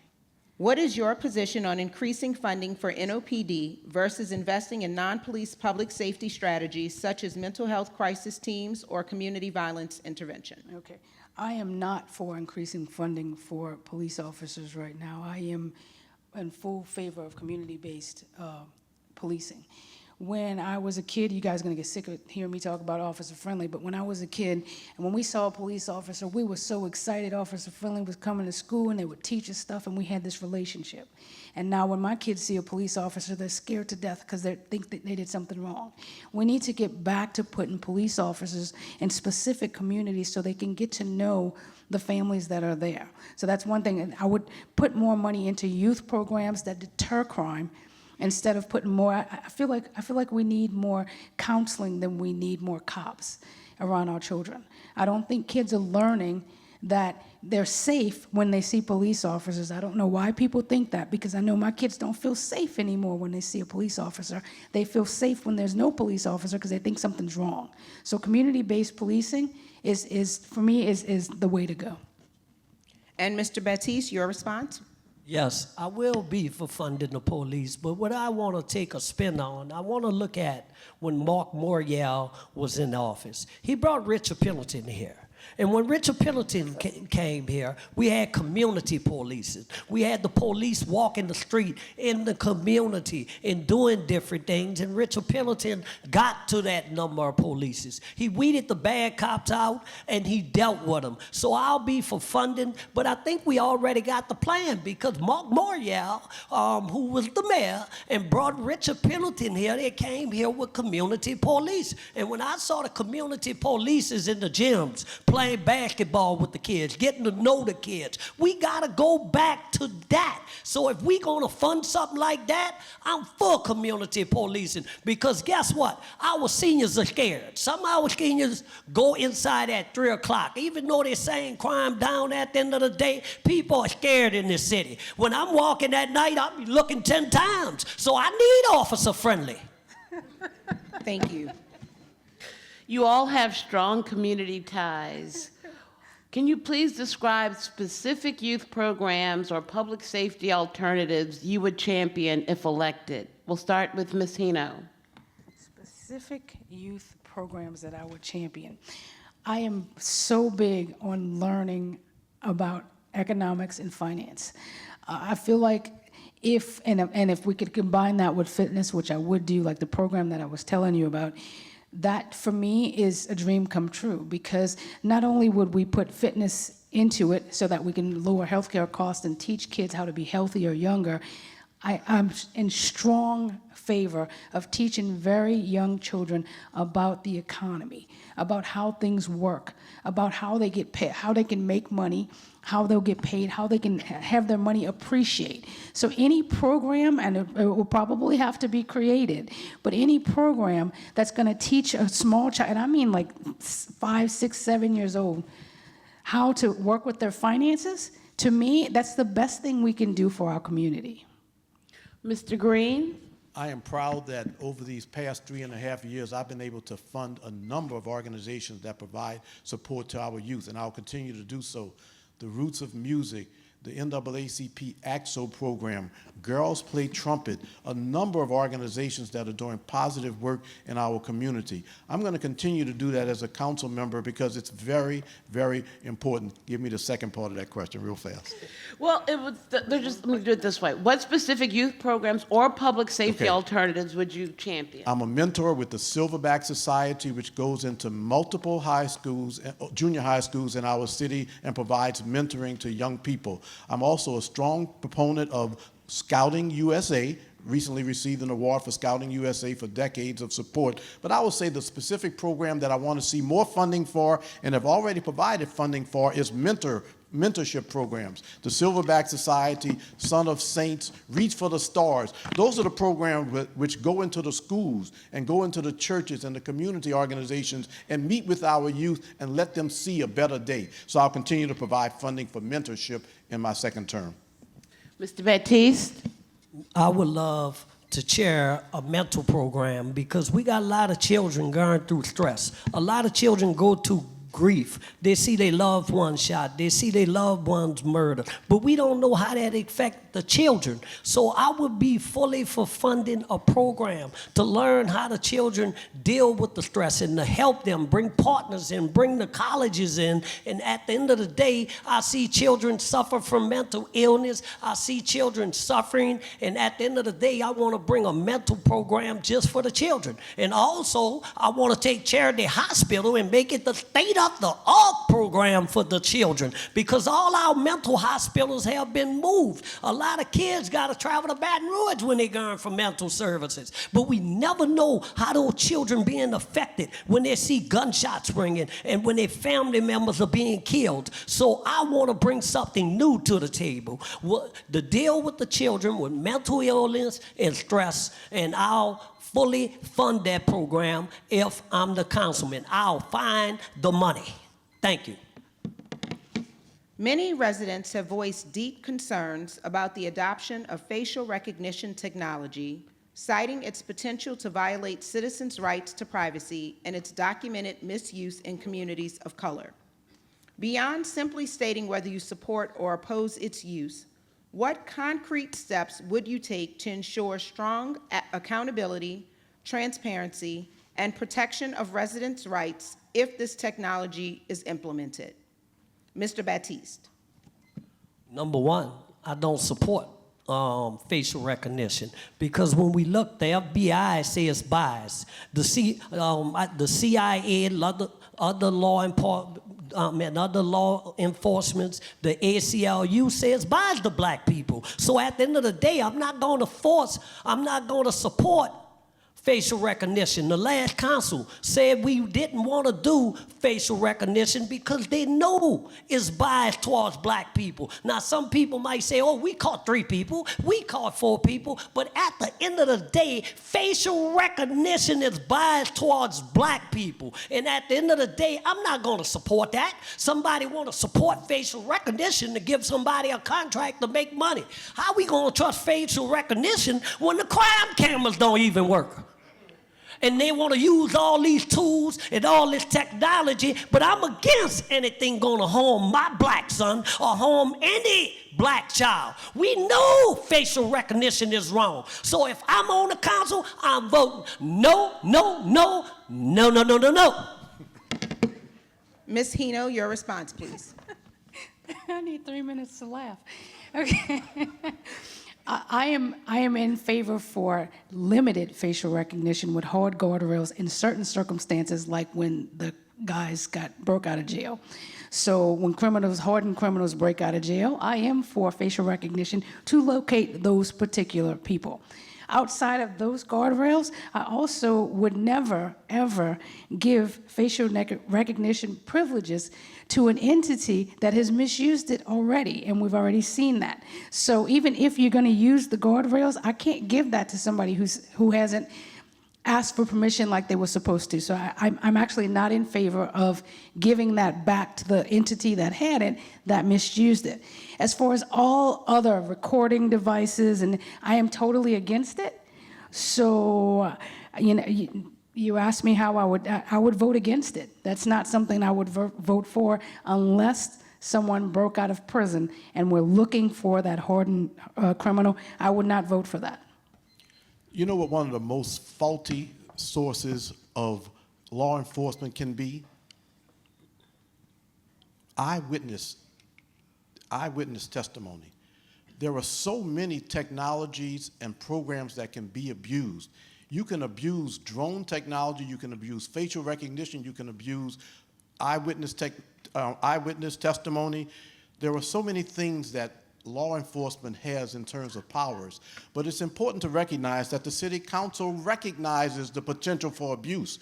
We have in place mechanisms that if you use facial recognition, you have to get permission. There has to be oversight. It can't be used for probable cause by itself. We have an independent police monitor. We have a DA who has said he's not going to take the charges. We have internal mechanisms within the police department, and I don't believe that the police are going to wake up in the morning saying, let me go find somebody using facial recognition. But I do believe this, that someone came to my city recently who was a child molester, and facial recognition was used to get him off the streets of the French Quarter. Somebody who escaped, an escaped inmate who had committed violent crimes, was identified through facial recognition. We have got to balance the use of it and make sure there is oversight.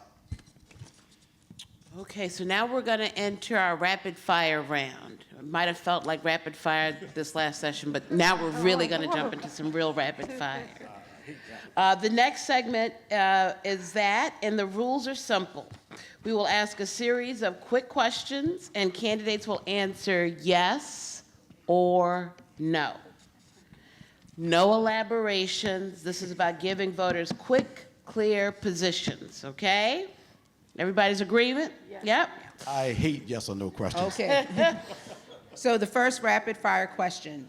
Do you believe that the city's economic development strategy must include closing the wealth gap that exists between white residents and their Black, Hispanic, Latino, and Asian neighbors? Yes or no, Mr. Green? Thank you. Yes. Ms. Hino? Yes. Mr. Baptiste? Yes. Next question. Do you plan to address issues like illegal dumping, blight, and sanitation that directly impact the quality of life in New Orleans? Yes or no, Ms. Hino? Definitely yes. Mr. Green? Absolutely, yes. Mr. Baptiste? Yes, yes, yes. If elected, would you commit to a public first 100 days roadmap identifying required ordinances, budget needs, and implementation timelines for your stated policies? Yes or no, Mr. Baptiste? Yes. Mr. Green? Yes. Ms. Hino? Yes. Do you support a citywide language access policy mandating multilingual forms, plain language instructions, and live or virtual interpretation options? Yes or no, Mr. Green? Yes. Ms. Hino? Yes. Mr. Baptiste? Yes. Would you support requiring all new large developments to meet green building or solar readiness standards? Yes or no, Ms. Hino? Definitely yes. Mr. Green? Yes. Mr. Baptiste? Yes. Do you support creating a dedicated city department or budget line for climate resilience infrastructure such as solar hubs, green infrastructure, and flood prevention? Yes or no, Mr. Baptiste? Yes. Mr. Green? Yes. Ms. Hino? Yes. Will you commit to regular town halls or listening sessions? Yes or no, Mr. Green? Yes. Ms. Hino? Yes. Mr. Baptiste? Yes. Districts with majority Black and Latino populations often see the least investment in commercial corridors. Will you work to ensure economic development resources are equitably distributed and targeted toward underserved areas? Yes or no, Ms. Hino? Yes. Mr. Green? Yes. Mr. Baptiste? Yes. Will you ensure land use, redevelopment, and city investment decisions do not continue to displace Black and brown residents, but instead empower them to stay and build equity? Yes or no, Mr. Baptiste? Yes. Ms. Hino? Yes. Mr. Green? Yes. Will you ensure affordable housing remains a top priority in the city's budget? Yes or no, Mr. Green? Yes. Ms. Hino? Yes. Mr. Baptiste? Yes. According to a report published by the Data Center, New Orleans has thousands of blighted properties throughout the city. Would you commit to working with the Collaborative and other community-based organizations to craft a plan centered around having local Black contractors develop these properties? Yes or no, Ms. Hino? Yeah. Mr. Green? Yes. Mr. Baptiste? Yes. Would you be willing to make low-income housing that is built or renovated with the use of city funds like tax credits permanent instead of allowing it to expire? Yes or no, Mr. Baptiste? Yes. Mr. Green? Yes. Ms. Hino? Yes. Would you be willing to give landlords of all sizes a tax credit if they agree to rent at a rate that is affordable to middle to low-income renters? Yes or no, Mr. Green? Yes. Ms. Hino? Yes. Mr. Baptiste? Yes. Will you commit to supporting and advancing policies that prohibit income-based housing discrimination? Yes or no, Ms. Hino? Yeah. Mr. Green? Yes. Mr. Baptiste? Yes. Are you committed to working with the Urban League of Louisiana and the Seek Change Collective to implement policies that close the wealth gap in New Orleans? Mr. Baptiste? Yes. Ms. Hino? Yes. Mr. Green? Yes. All right, so that was our rapid fire session. So now we're gonna move into questions you all have in our audience. Now it's time for the audience Q&A. Throughout the evening, audience members have submitted questions in writing. While there were a number of questions submitted, our co-chairs have randomly selected the questions that will be read to the candidates. The remaining questions will be submitted to the candidates following this forum debate. We encourage each of you to follow up with the candidates and their teams about issues not covered this evening. Now, each candidate will have 60 seconds to respond to each question, and questions will be read by Tia Teamer of Teamer Strategies Group. Please welcome her to the stage.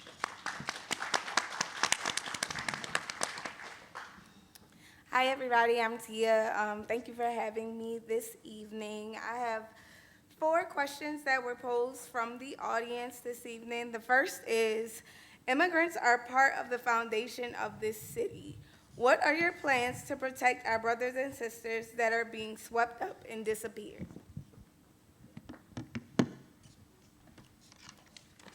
And we can start with Mr. Green.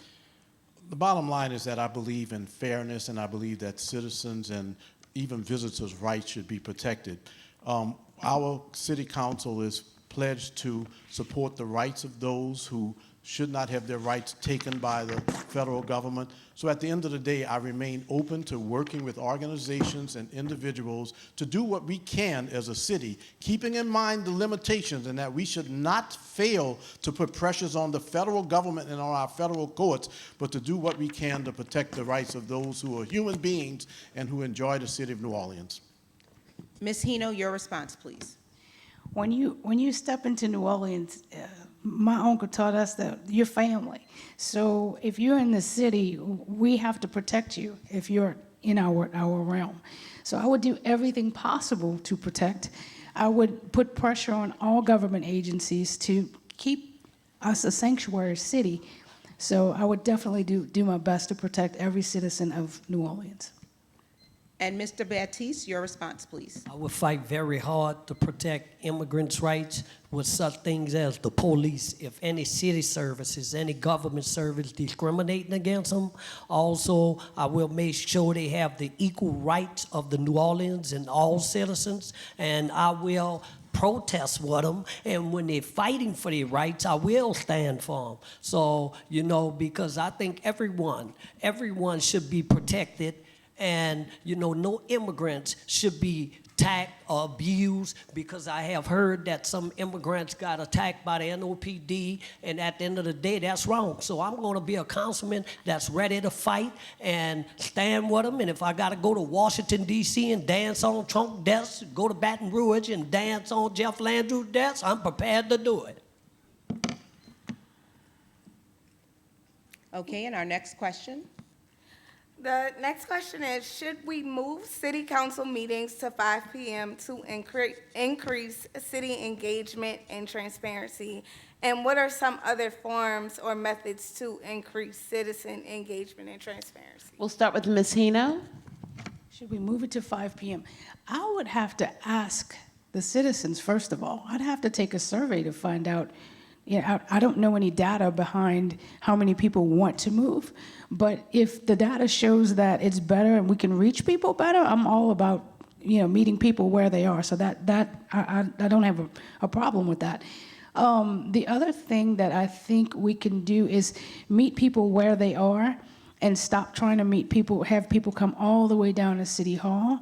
In 2021, and I've seen this on somebody else's platform that used to be on mine, is I would have satellite services in New Orleans East so people don't have to cross the bridge and come way over here.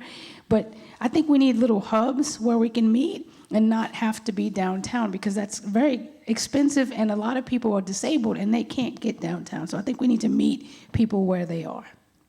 Mr. Baptiste?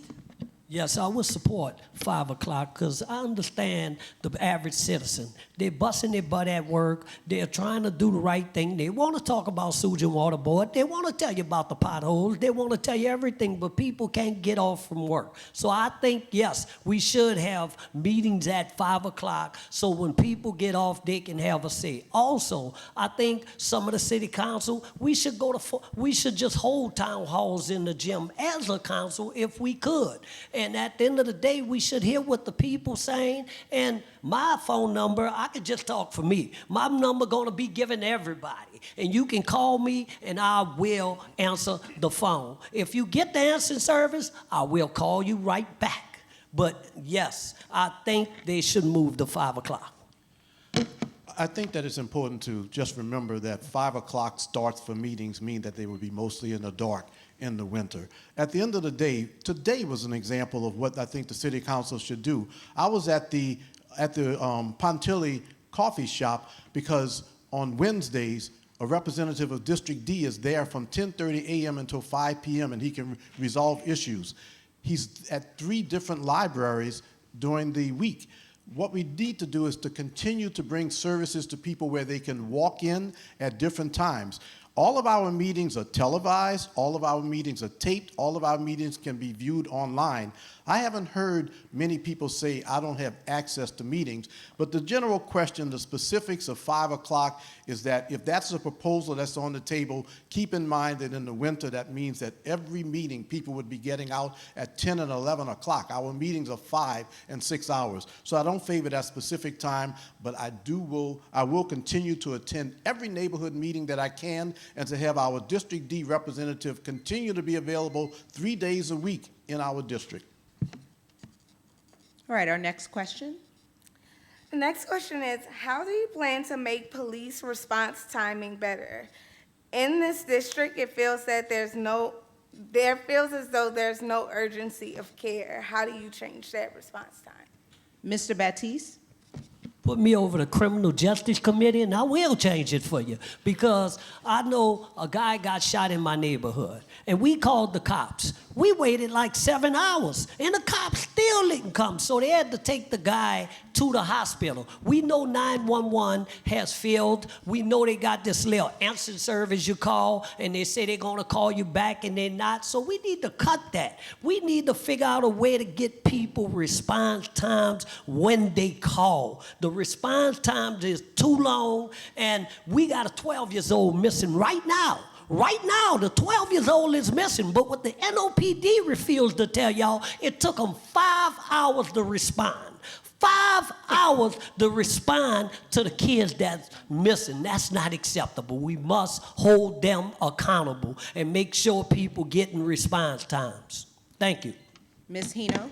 Those systems that I'm coming back to that I told you about, when I want my employees to do something, I tie all of their incentives to the 5 things that I want most. They, half the time, don't even know that that's what's important to me. I would incentivize the police officers on that timeline to make sure that that's the thing that they're focused on, because that's where they're gonna get a bonus or whatever the incentive is. So when we do incentives and consequences that we don't have across our city services right now, that I believe we should have across every city service, that's the things that we can track. And we can't track that. All we can do is tell you is it took forever, it took forever. But we can't even track, we can't even enforce that or push them to do it, because there's no incentive to do it. There's no consequence if they don't, so what?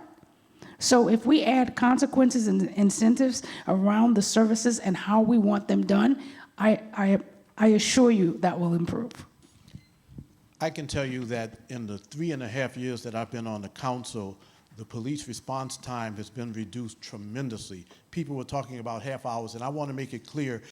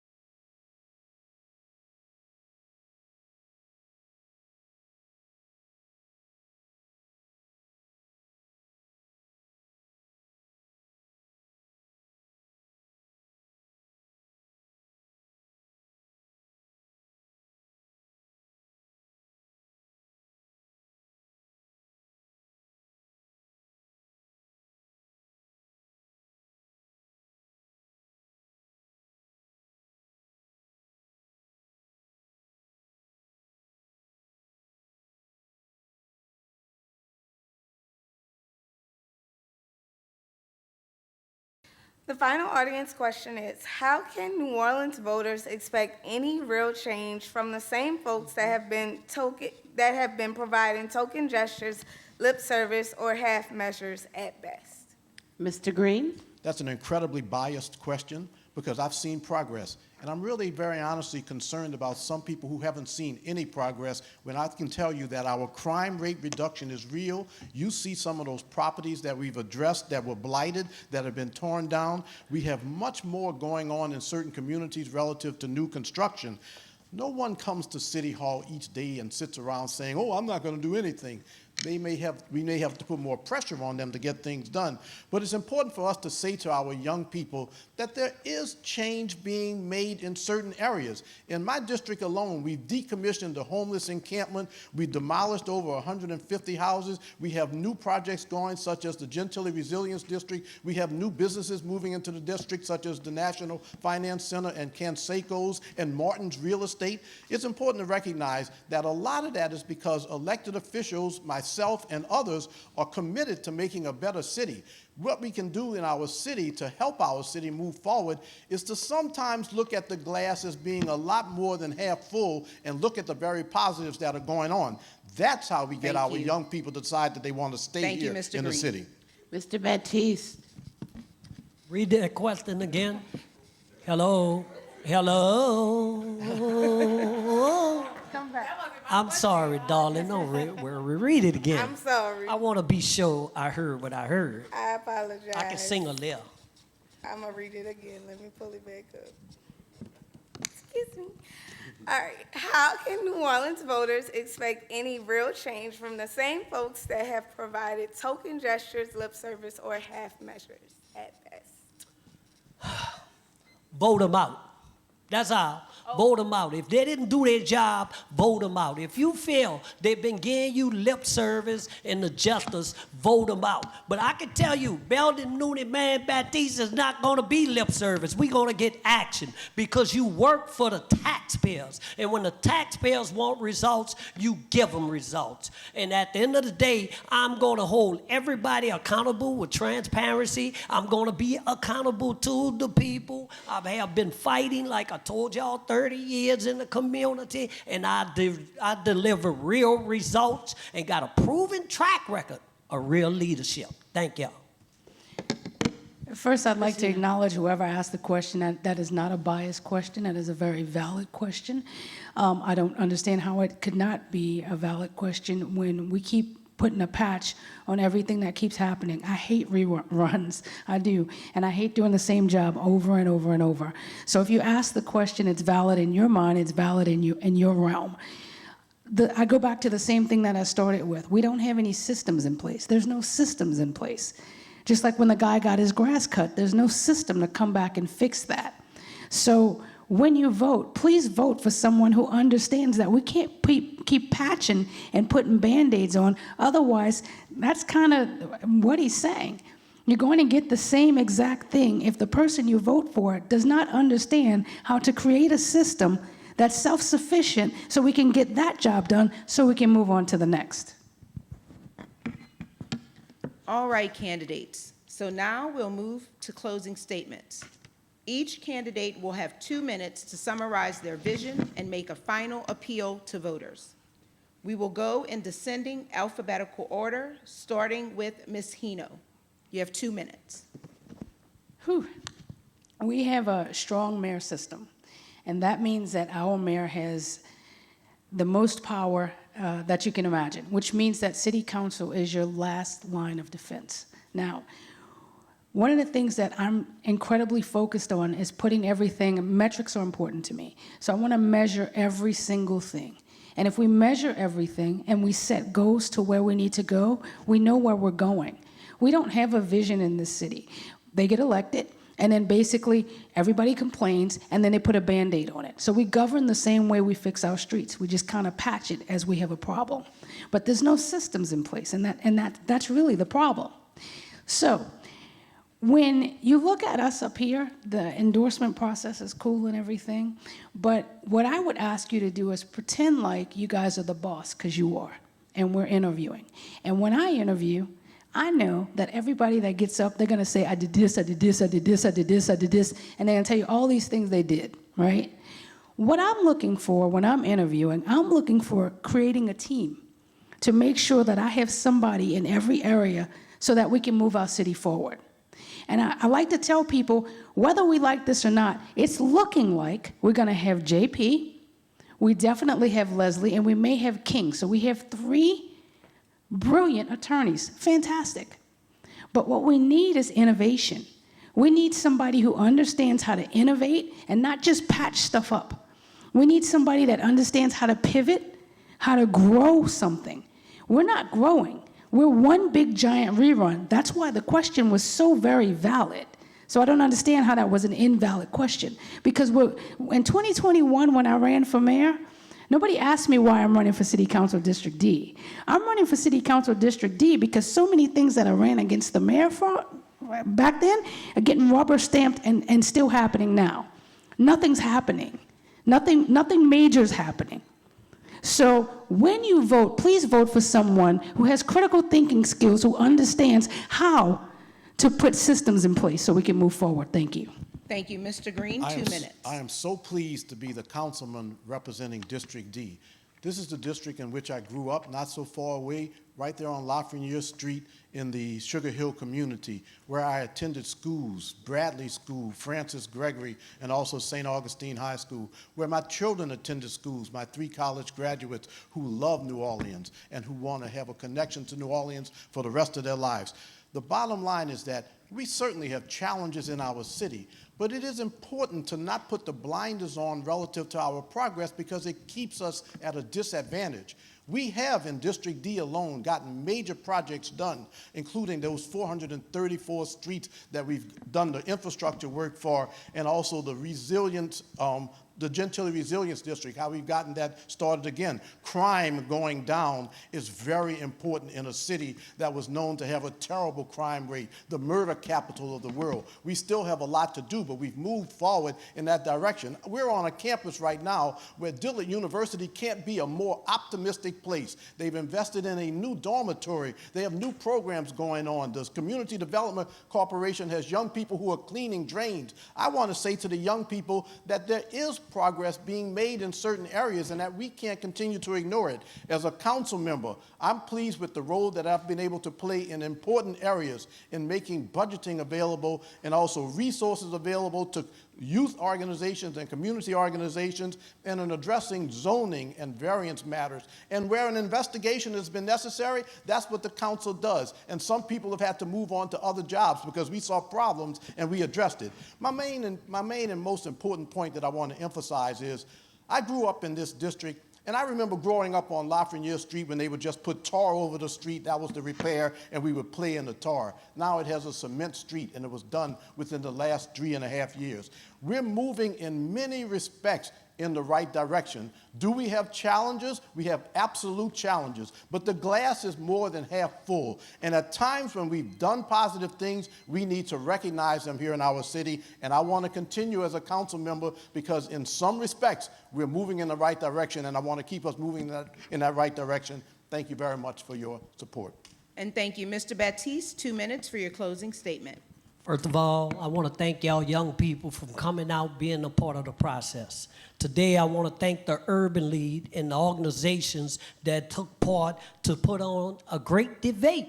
A great debate of form. We had a good time up here. We had questions and everything. But I'm here to tell you I'm Belden Noonan Man number 43 on the ballot. And I'm telling you I'm going to deliver real results and not empty promises. And at the end of the day, I'm going to have accountability, transparency, and everything. And if you don't think I'm doing the job, fire me. I told y'all once, I'm the king of recall. Recall me.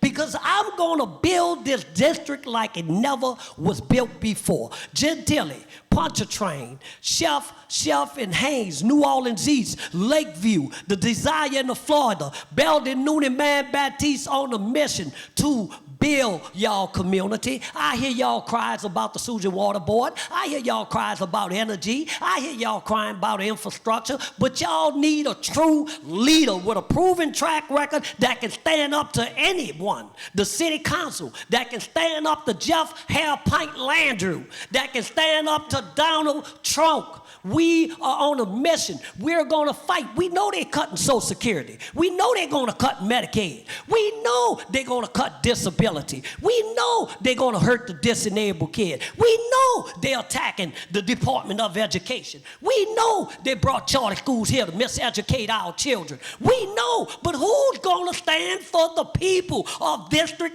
D? District D deserves better. We didn't have many councilmen. We didn't have 2 or 3 councilmen. You count that, that's 12 years of neglect. It's time to put someone that's going to lead it, and I'm going to end it like this. Vote for any color but green. Thank you tonight.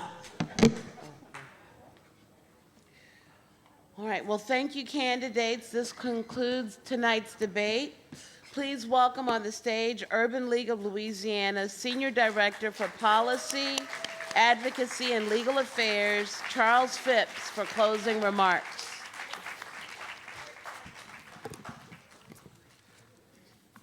Good evening, everyone. On behalf of the Urban League of Louisiana, we thank our candidates, we thank our co-chairs, we sincerely thank our moderators for what was truly a spirited debate. To Dillard, for hosting us. You have truly been a remarkable host, and we sincerely thank you for being an amazing university in District D.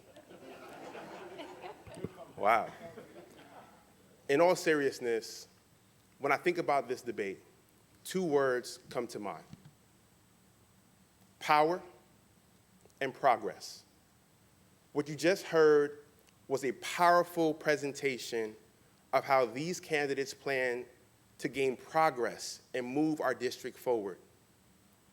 But power and progress will only come to fruition if we as a community, if you as the residents of District D participate. It is incumbent upon us to decide which of these candidates should lead us, which of these candidates represent our desires, understand our issues, and can deliver the future that we know is possible. And so the Urban League of Louisiana is so proud to be fighting for you. Our coalition is so proud to be fighting for you. But we need you to be fighting with us for the future that you deserve. And so we thank you and are encouraged. This is debate number 4, y'all. We're halfway there.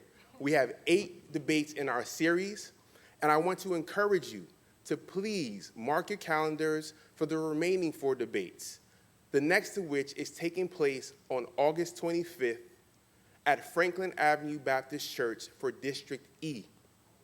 The Urban League did not do this alone. We did this with many community partners representing advocacy groups, businesses, folks fighting for and with you. And I want to sincerely thank them.